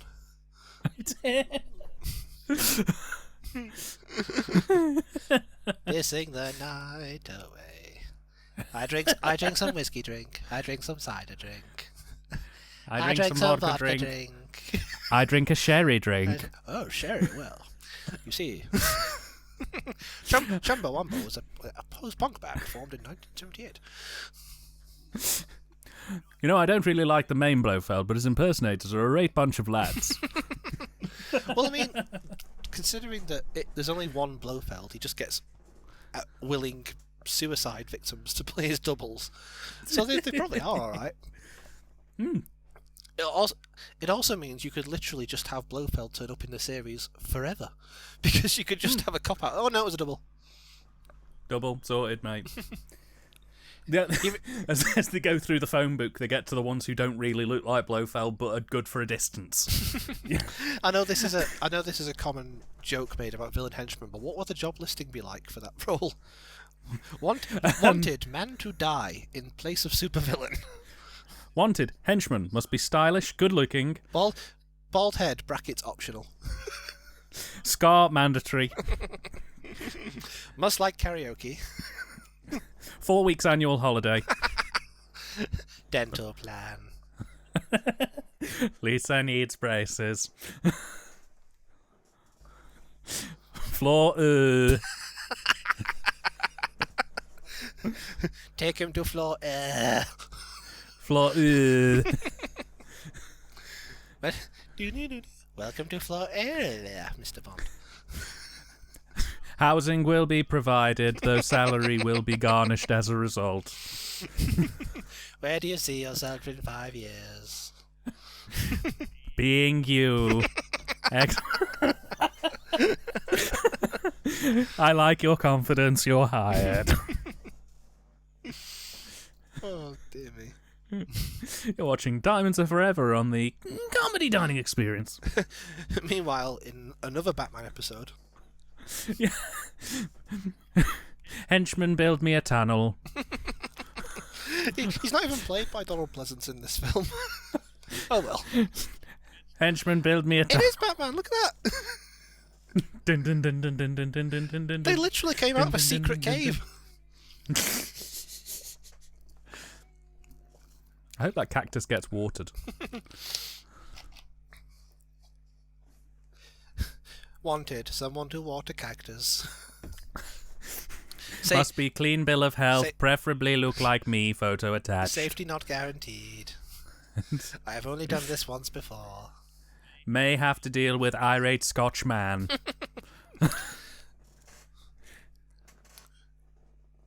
This is another example of, we'll not just kill him now like we do with all our other victims. We'll just leave him somewhere and then piss off. I've got a great idea how we can finish Bond off for good. Let's just drive him to the middle of the desert and leave him there. He'll never survive that. Wanted, 2 homosexual assassins to perform extremely outlandish and bizarre assassination attempts. Must be slightly homophobic stereotypes. But must be bald, brackets optional, close brackets. If you look like me, preferably. Wanted, someone to gather stock footage of construction workers. Must look like me. He's very vain. Everyone has to look like him at all times. Pipe goes up, pipe goes down. That's my job. Pipe goes up, pipe goes down. What are we doing here, boss? We move the pipe. I don't... And then what happens after we move the pipe? We move the pipe again. Hey, boss, do I get to move the pipe today? No, you don't. Ah, nuts. Hey, foreman, you can take your job and shove it. I ain't doing nothing else other than moving pipes. All we know is moving pipes. What happened? That's what my qualifications for. I got an A level in pipe moving. What happens after we done moving the pipe, boss? We gotta move more pipes. What do you think we do? Move more pipes. Yeah, got it. Boss, can I go on lunch early? You moved your pipes. No, then get back in the truck. Oh, hello, Mr. Squeakers. You're my new friend now. That's Sean Connery's replacement there. It's the Green Mile, isn't it? This is a prequel to the Green Mile. Yeah. Well, hey there, Mr. Biscuits. I guess you're my friend now. So, I wonder what Sean Connery thought when they were like, okay, Bond, in this scene, you talk to a mouse. Or a rat. I don't know, whatever. Do I still get paid? All right, then. I demand an extra $3 million just to speak to the mouse. What on earth is that? What is that, Ben? It's a death machine, Dan. Ben, what is that? It's a thing that cleans pipes. Is that formal on construction sites? It's a machine that's, I don't know. Is it formal equipment on a construction site? Ben, what is that? It just seems. What is that device? It just seems to be like throwing sparks everywhere. It doesn't look safe, Ben, is what I'm saying. It doesn't look safe for a construction site. It doesn't look safe for a man to be anywhere near it. It also looks very easily disarmable by the looks of it. It does. Ben, what is that? It's a kill. Wanted someone who is an expert in pipes to tell us what the fuck that thing is. Can't believe boss put us on the twisty thing instead of laying the pipes. I missed the pipes, boss. Yeah, I do too. But if you'd lay the pipes how the boss wanted you to, we wouldn't be in this mess. Hello, Evil Incorporated. Someone stole the pipes, boss. Oh no, not the pipes. My precious pipes. And now Q is... You know what, Ben? I guess what I'm going to watch tonight. Ghost Watch. Do you know why? Why? Because of the ghost. His name is Pipes. I just twigged as you were coming to the end of that one. So Q has built a wonderful magic machine. It's called dubbing on a different actor's voice. It's great because if he even slightly moves the wiring on that circuit board, he instantly swaps to a broad Yorkshire accent. It swaps to the Jerry Lewis. Yeah. Good morning, Mr. Bond, with the shooting and the riding and the hurting me with the pipes. he switches the wires again. Bond got away. Oh no.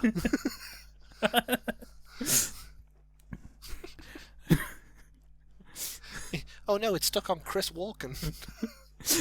He puts the phone down and he's like, well, thank you, Q, for that, and fixing my voice and me. That's actually his real voice. Yeah. What songs would be included on the world's greatest marches? Marching band track 1. Louis will have to be on there. Louis. Bonus track, marching track 35. Mm-hmm. Song 2 by Blur. Song 2 by Blur. Oh yeah, so now Bond's going to fight the Fash. The sex assassins. Oh, brilliant! It's Bambi and Thumper. Yes. You can't not love Bambi and Thumper. This is another moment, ladies and gentlemen, where Dan and Ben will go very quiet for a few minutes. Becky looked very confused, and I think she thought that Bond was about to fight the Disney character Bambi. Which would be better. That fight would be over in 2 seconds. Bambi's neck would be ripped across the bloody wall. No, Bambi would rip Bond to shreds. Bond would step on Thumper, and that would be it.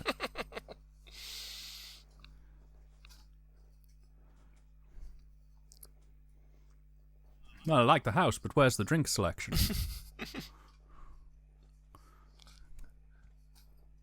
Very, very roomy. It is very roomy. Blofeld is, when you think about it, Blofeld's not that clever. He's quite eccentric. I'm going to keep this billionaire locked up. I'm going to get 2 strange ladies to guard him. Hmm.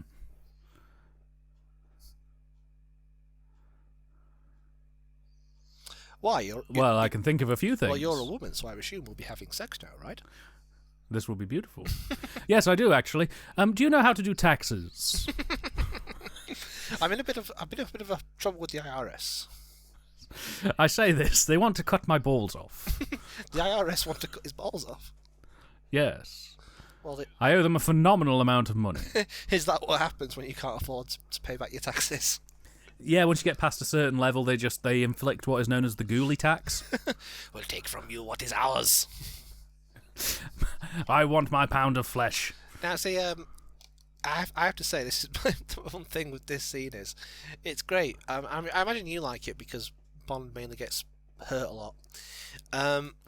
But these I like it because it's eccentric and crazy. It feels like it's from Batman 66. Like if Batman was legitimately fighting 2 circus performers like this would be great. All it needs is the monkeys behind it. It does. And occasionally those flashcards, like zap, pow, bam. The local rock group down the street is trying hard to learn their... How's Bond going to get out of this one? I'm going to be controversial here, Ben, and this might actually take up the rest of the podcast, but the podcast commentary even. But I prefer the Carole King version of Pleasant Valley Sunday to the Monkees version. Nothing wrong with that. It's nice. I like it. It's more chill. Folksy. But here's what's... Like, the thing is... Sorry, go on. Oh, go ahead. I was going to say... Oh, we should be on stage. Oh, we're so adorable. We're so crazy. Into the pool. This is what I was going to say. Like, these master assassins who are like gymnast experts and everything. Oh no, our one weakness, a very shallow body of water. Who'd have thought? Bond is able to dispatch them fairly quickly now. If only it wasn't for water. Hang on, what? No, that's rubbish. Stop it. What? You know what? You knew it was coming. 2 women push Bond under the water and hold him under the water, and he just swims away. Yes, they told me that in the Navy. Number one top tip for secret agents: if someone holds you under the water, just swim away, mate. Just swim away. I trained at the MOD for this very occasion. Got my bronze swimming certificate and everything. They had 2 bikini-clad women there as well. Lovely ladies. We had salad later. Very gaunt faces. I think they were muscular. I think they were smackheads. Well, it was the 70s. That's how I open every single door I walk through. You stop at doors. This is how I do everything. Pull out my revolver. Yeah. Morning, dear. Oh, it's one of those days. I'm just going for a shower. Walks out of the room. Water everywhere. I've been for a shower. Yeah. Honey, my car won't start. Oh, look, the poster's here. And there's Hugh Hefner. I mean, Willard White. Obviously, a bit of a Hugh Hefner stand-in. That's what inspired the story, apparently. Cubby Broccoli had a dream. Would that shock you to learn that this film was inspired by a dream? The fact that it's full of Playboy imagery. I had this crazy dream. Bond was in space. It'll never take off. Cut to Moonraker 3 years later. No, he had a dream where, because he was friends with Hugh, not Hugh Hefner. I've been saying the wrong. Howard Hughes. God, I knew it was someone HH. Hugh Hefner. He's the Playboy guy. Howard. Yeah. Yes, I can afford plane trip home. He knew Howard Hughes, and he had a dream where he was walking into Howard Hughes' office, and it was someone else. So that's how they came up with the whole Blofeld usurping Willard White's, place thing. Oh, right. It's not surprising that this film was inspired by the subconscious. And here's Q committing extreme counter-fraud. He is. I'm surprised that two blokes in suits haven't just come and lifted him up by his arms and carried him into the back room. Oh my god, if this actually happened in a casino, you'd be fucking... You'd either go through one door or the other, put it that way. And the doors would be closed. That's how fast you'd be out of there. He's doing this with government equipment as well. He is as well. I had this crazy dream where Charles Gray was dressed as a woman. Oh god, I forgot about this. We should put that in the movie. The entire film. When we were making the film Diamonds Are Forever, we came up with the cracking idea of just not writing a bloody script. No, we just improvised everything from shot A to shot Z. You know those things, scripts, we decided let's not do that this time. We decided to implement the David Bowie approach of rippy bits. Wanted somebody to dress as a woman. Must be feminine, kind, and look like me. The funny thing is, like, there was... Why did...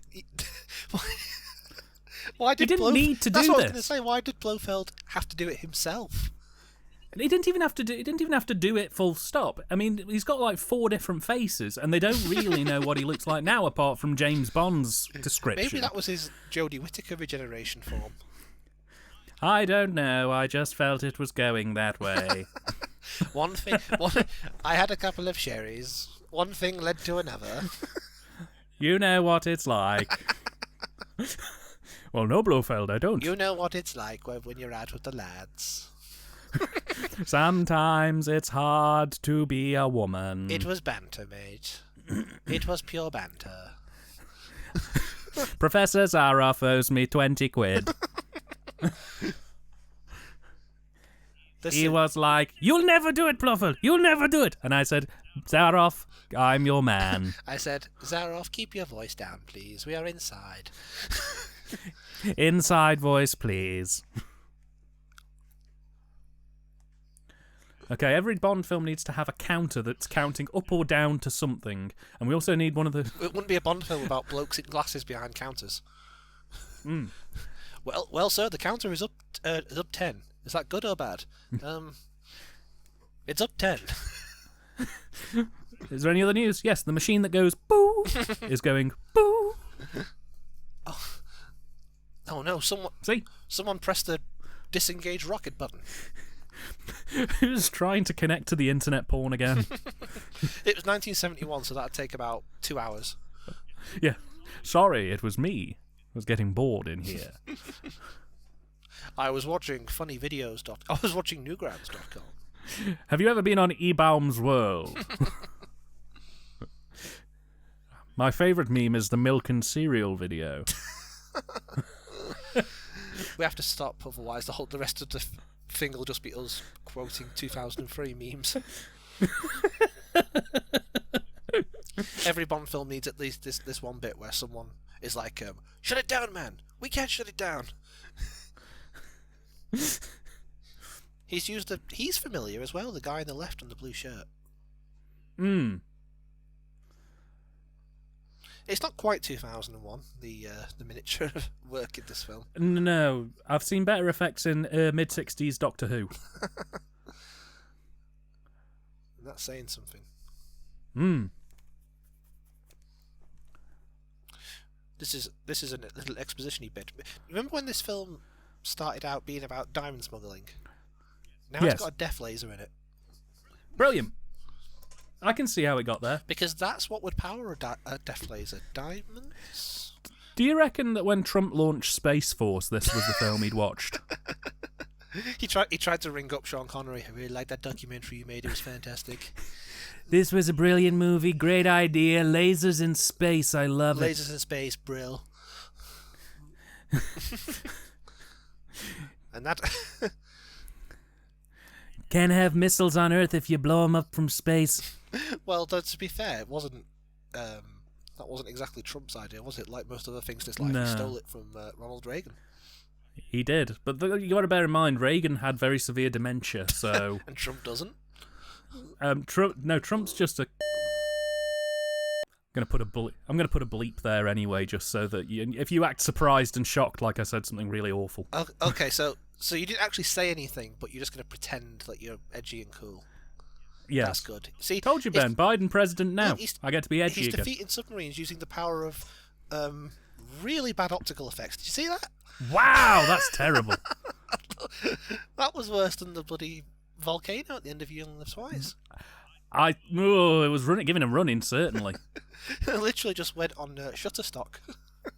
Got an explosion gif. I wish to have my house reflect 1960s sensibilities, but please put a tapestry in the background. I also want every surface to reflect. Look how shiny it Yes. is. You know, if they shoot the Death Force laser into that place, it just ricochets off everything. That's how they could have stopped it. Reprogram the laser to come here. Oh no, our Chinese fan. Oh, God! Oh, no! He won't like that. Oh, the boss is going to be livid. That bloke was on fire. You're right, boss. I've got a bit of bad news from the nice. Northern Front. Now, I suppose... I don't suppose you could tell me how diamonds power a laser, exactly. Or a satellite. I mean... My guess is they refract the sunlight. Using the power of total bollocks, we have designed this space laser. 007, you know my plan too well. It's powered by cabbage, why not? I power it using my own thoughts. I power it using Tizer. I just pour Tizer into a thing, and somehow lasers happen. Eyes got the eyes, 'cause I'm liking the Tizer.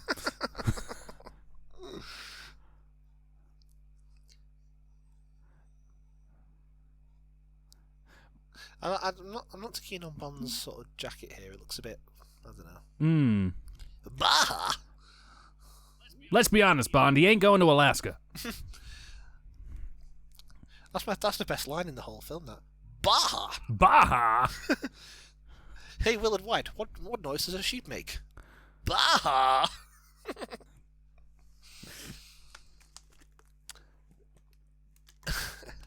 It's not a very spectacular third act ending, is it? Just an oil rig. We started off with a volcano lair, then we went to another lair in the Alps, and now we have a oil rig. He spent all of Spectre's money on hiring doubles And secret massive layers. and nights out. It's been 7 hours and 15 days Strip. since you blew up my secret volcano lair. Strippers don't dance for free, you know. Cocaine isn't cheap. So, yeah, Blofeld, where does that data link go to? Asked, mate. he just looks at him.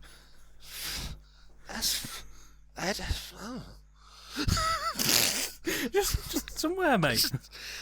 What do all these machines do, Blofeld? What is their purpose? If in doubt, ask. I never noticed that before. What's that all about?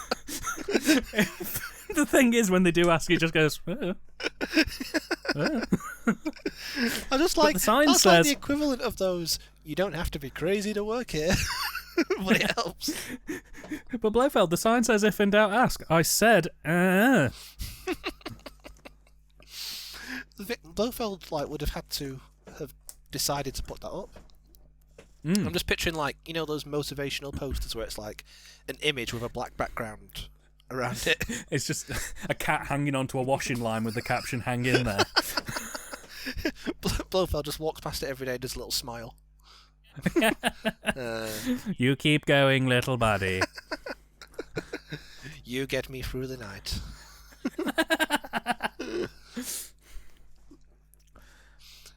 I mean,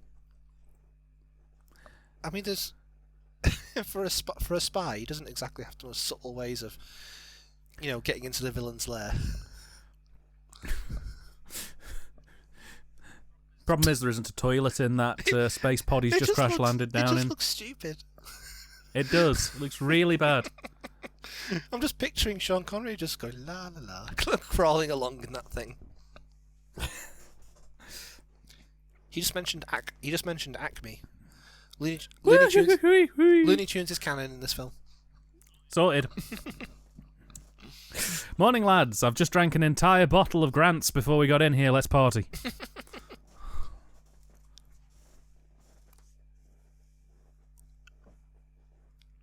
Nice oil rig you got here. Moving down in the world, I see. Yes. I don't. No, I'm good. I don't want anything. Thank you. Anyway.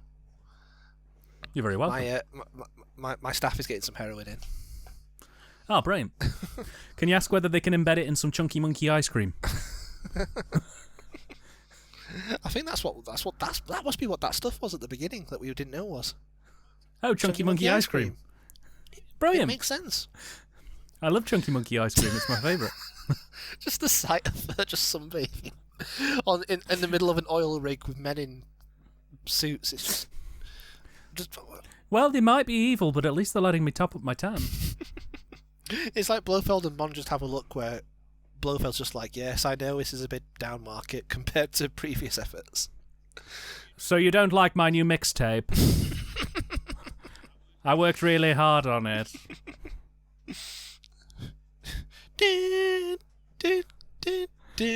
Jump around. Jump around. Jump up and get down. Intergalactic, planetary, intergalactic. Bond, I've made a diss track for you. I submitted my demo to the epic rap battles of history, people. They haven't got back to me. It was me versus you. I won. It's called Fuck You, You Baldy Git.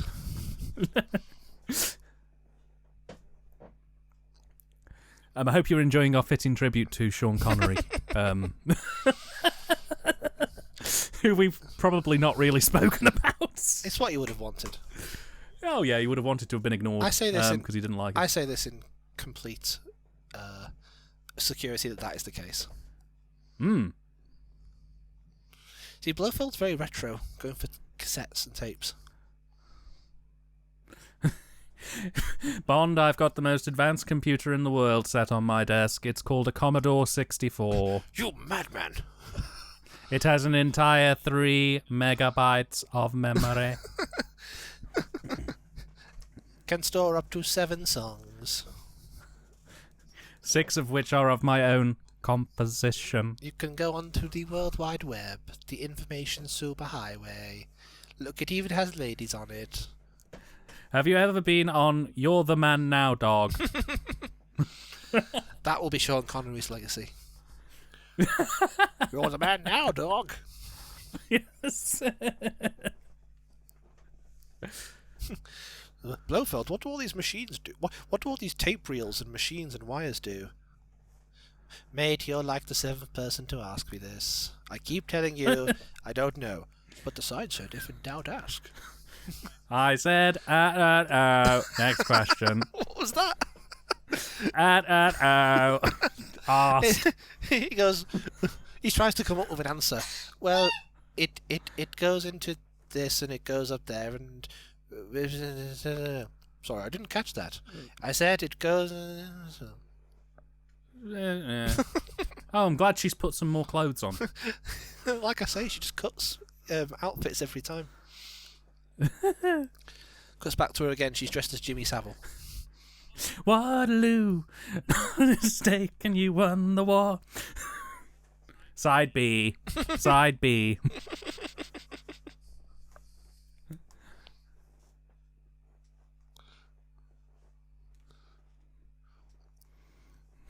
No pollution, not any. Take every precaution. Blofeld's a big environmentalist.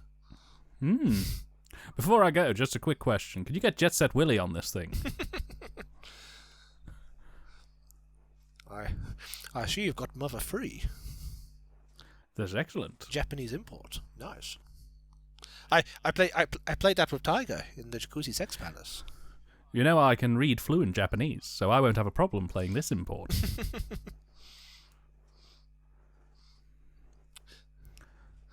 Oh no! He's let off the balloon. Oh no! That was my favourite balloon. Kill him. I'm confused. Here's what I'm confused at. Is that balloon like the sign that the military come now?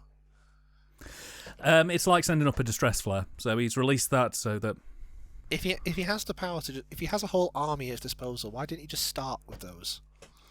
Because they need to have a big ending scene, but they also need to have a bit where James Bond goes in to ask whether you can get Fantasy World Dizzy on Blofeld's Spectrum.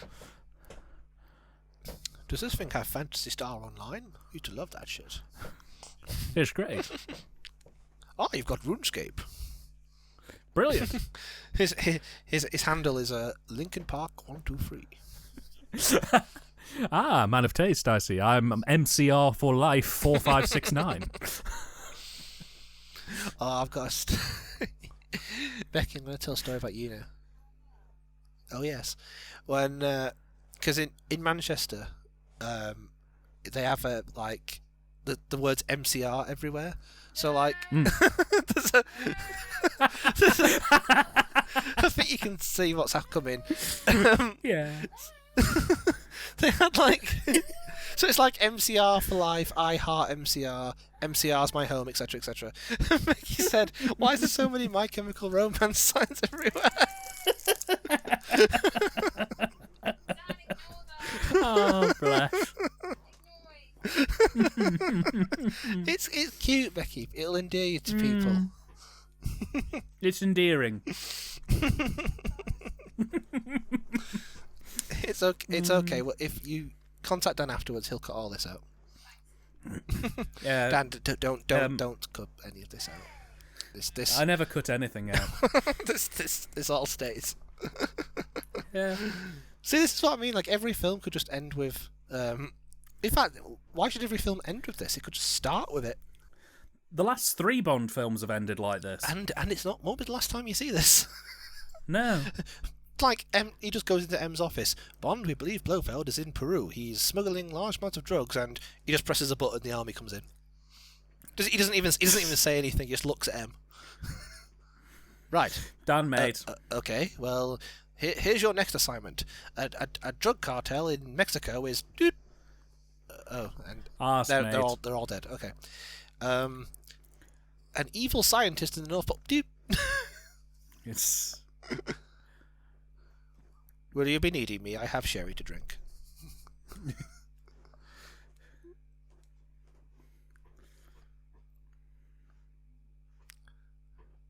I say, Miss Case. I know my sign says, if in doubt, ask. Please do not. Showing a little bit more ass than usual, aren't we? I'm looking at your rear end.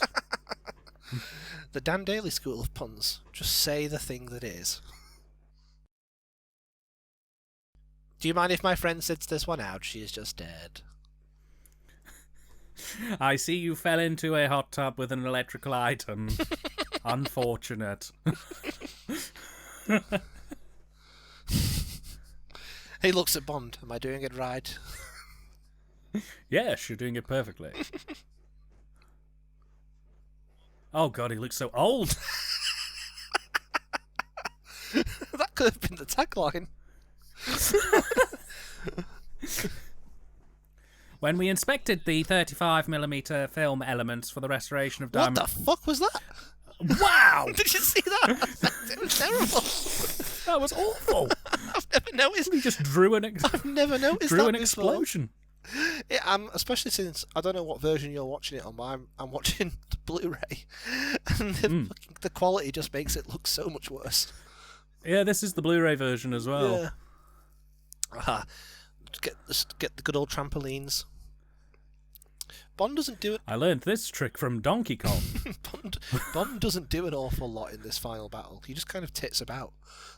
The army does the job for him. They did it again. Oh God! Could they not? I guess the budget ran out. Nearly lost my undercrackers there.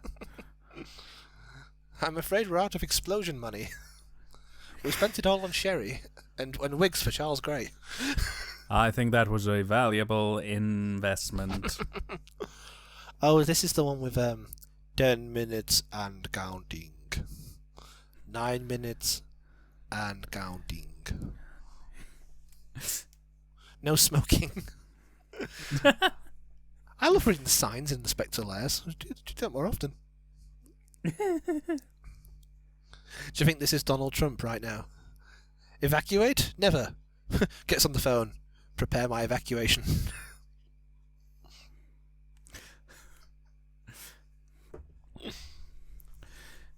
Who'd have thought a Trump presidency would have ended like this? Oh, great, he's getting in the Hoomobile. He's getting into... John Pertwee comes up. I said, dear boy, that belongs to me. Come on. Get your hands off this. Get your hands off this, you rapscallion. You jackanape. Hey! Oh, yeah, I forgot the bloody Venusian Aikido noise then. He just goes up to him and goes, ha! Aichi! That was a complete wall of sound then on the audio thing. You're very welcome. That's the power of Pertwee.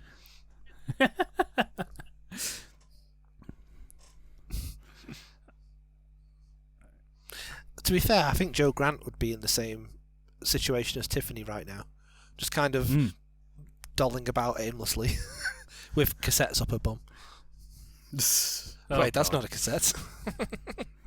Up bum. You know that line before when he's like showing a little bit more cheek than usual, aren't we? Instead, he just goes. He just goes. Bum. What? Bum. What are you doing? Bum. This is what happens when we run out of comic things to say. We just say rude. We just get Bum. And surprisingly, this is the best thing we've said all commentary. 1 minute and counting. Why did they hire a person to do that? I thought it was a recording. That's a bloke. Wanted someone to say X minute and counting for the rest of time. Must look like me. I always forget that bit. See, you know what? This is not a like this is the bloke who last film killed his wife, and he's just kind of dicking him about on a crane. That is not a very dignified way to go out. This is the guy who has kidnapped several nuclear missiles, has a current death laser in space, and has spent billions of dollars on secret underground volcano layers, currently being smacked into the side of the building by a Scottish pranny. A pranny? Yes, he is a pranny, Ben. This is a pranny. Look at that. Oh, God. Bye. Well, that's your bit done now, I guess. Broken legs, concussion. Did I remind you, Dan, that she started off the film being built up as this super cool diamond smuggler who knew all the tricks, and now here she is going, whoa, look out! She ended up basically doing what I would have done. No, you would have just been looking at her and going, bum. Bum. Can't blame you, really. And then Bond swims back to England, the end of the film. James Bond died on impact. No, he somehow swims all the way back to England. You know what I just thought of? M's waiting for him with a sherry. You know what I just thought of? You know a bit in Alpha Papa, Alan Partridge. Mr. Partridge, I'll create a distraction. Oh, dear me. How dare someone have the nerve to call me during this our, this is our time. This is our time. The film's nearly over now, so I'll call them back momentarily. Yeah. We'll have about 10 minutes until we start again. We're doing 2 films tonight, by the way. The next one will probably be out in sort of January time. We've got a special guest as well joining us on that one. Uh-oh. It's not... Who's just messaged me. Oh, yeah, so he has. But anyway, enough of that. We've got an end of a film to do. We have. We've got more nonsense coming up. And this is nonsense.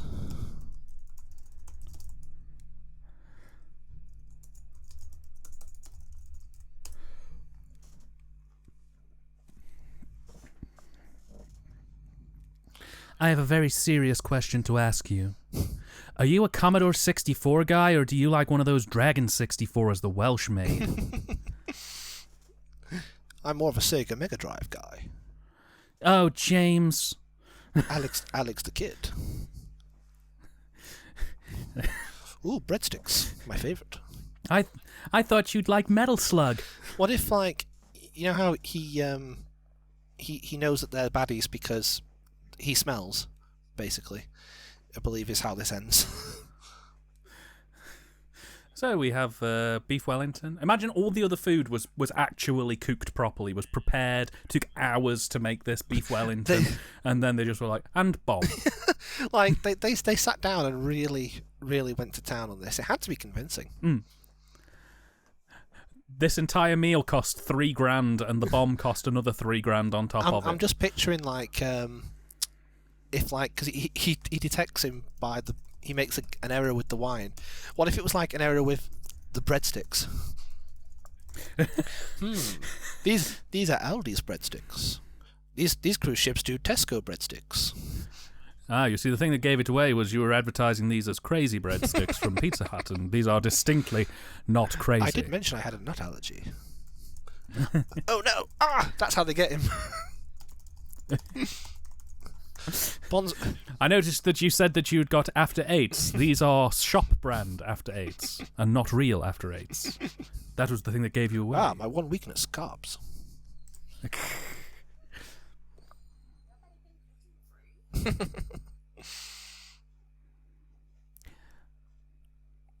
Oh no. You should have gone on Wikipedia and read up on wines before you went to kill Bondy Man. This is the thing I hate the most about this film, is that Bond is a wine bore throughout all of the films, and this is the one time. To the point where it becomes a thing that gets him out of a jam. in yeah, this one. It's the one thing, his final moment is a wine knowledge thing gets him out of it. Because for the entire of the 5 films before this, we've just been, oh. I love all the cutaway shots of Jill St. John looking shocked. Yeah. But they took Meanwhile, man on fire. They took a good afternoon. Man go swim now. There's a bit coming up which is just like, it's not dated very well. It's when he does something with the guy's nuts. Oh. You'll see. That is proper Batman, isn't it? A bomb in a cake. It's this. Look. Oh. Ooh. Jesus. What is that face? Jesus Christ. Bloody hell. Oh. Ah, you've discovered my one fetish. Bomb knackers. I wish to be blown up by the balls. It's the only way I can arrive.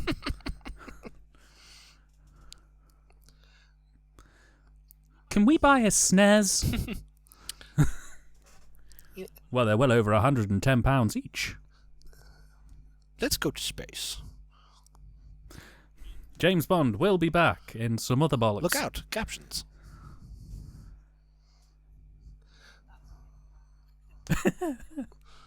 That was what? How dare you? No, you're right. Special thanks to Ford. Brilliant. And special thanks to all those hotels. That's where Blofeld went on all his nights out. Look how many hotels. I'm going to leave it for a couple of films now. Special thanks to Travelodge. To Quick Save. To Premier Inn. To the Spa Garage. Right, that was Diamonds Are Forever. It's great, isn't it? That's a really good film. Yeah, it's fantastic. I liked it. What? It's really campy and stupid. Let's watch it again. It really is and it zips. No. Let's watch it again and say all the same things that we said in the exact same points. One thing I will say is it really does zip by. This is not a slog of a film. This isn't Thunderball. Like 2 hours doesn't feel like it's gone by. It has the honourable distinction of being better than Thunderball. Yes, just. I guess it is. Yeah, I probably have more fun watching this than Thunderball. Oh yeah. Right then. Shall we? Right. So we're going to do scores, and we're also going to do a little bit extra, just talking about the end of the Connery era. Okay. So and then Ben, out of 10, what do you rate? I don't know, probably a 6. A 6? Yeah. Phew. I think this was probably one of the more enjoyable ones, just for how absurd it was. Yeah. It's that's what I mean. That's why it's not like a 4 or a 3 or anything like that.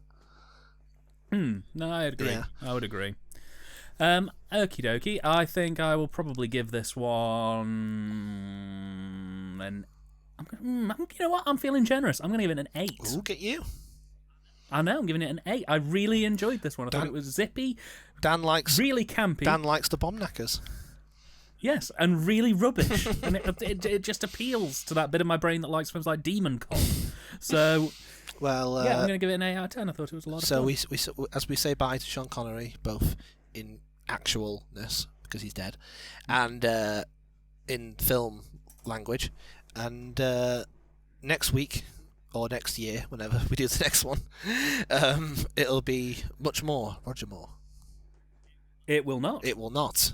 Okay. Because we have one more stop on our trip before we get to Mr. Moore. Yes. How could I possibly forget? Play some harp music. Ling, ling. Yes, we will be taking a very brief detour from the Bond films at our next recording as we tie off the 1960s completely by taking a look at Casino Royale. And on that note, I think we should take a little commercial break now while I see who rang me. I think it was my dealer. He's late again. Not a problem. Right, sorry, well, we're going Gary, to have a quick break. Sorry, Gary, I was watching Diamonds Are Forever. I'll call you back. Not a problem. Right, well, thank you very much for joining us today on the Diamonds Are Forever comedy dining experience. I hope you had a fantastic Christmas. Have a cracking New Year, Right. and we'll see you in 2021. Love you. Bye bye.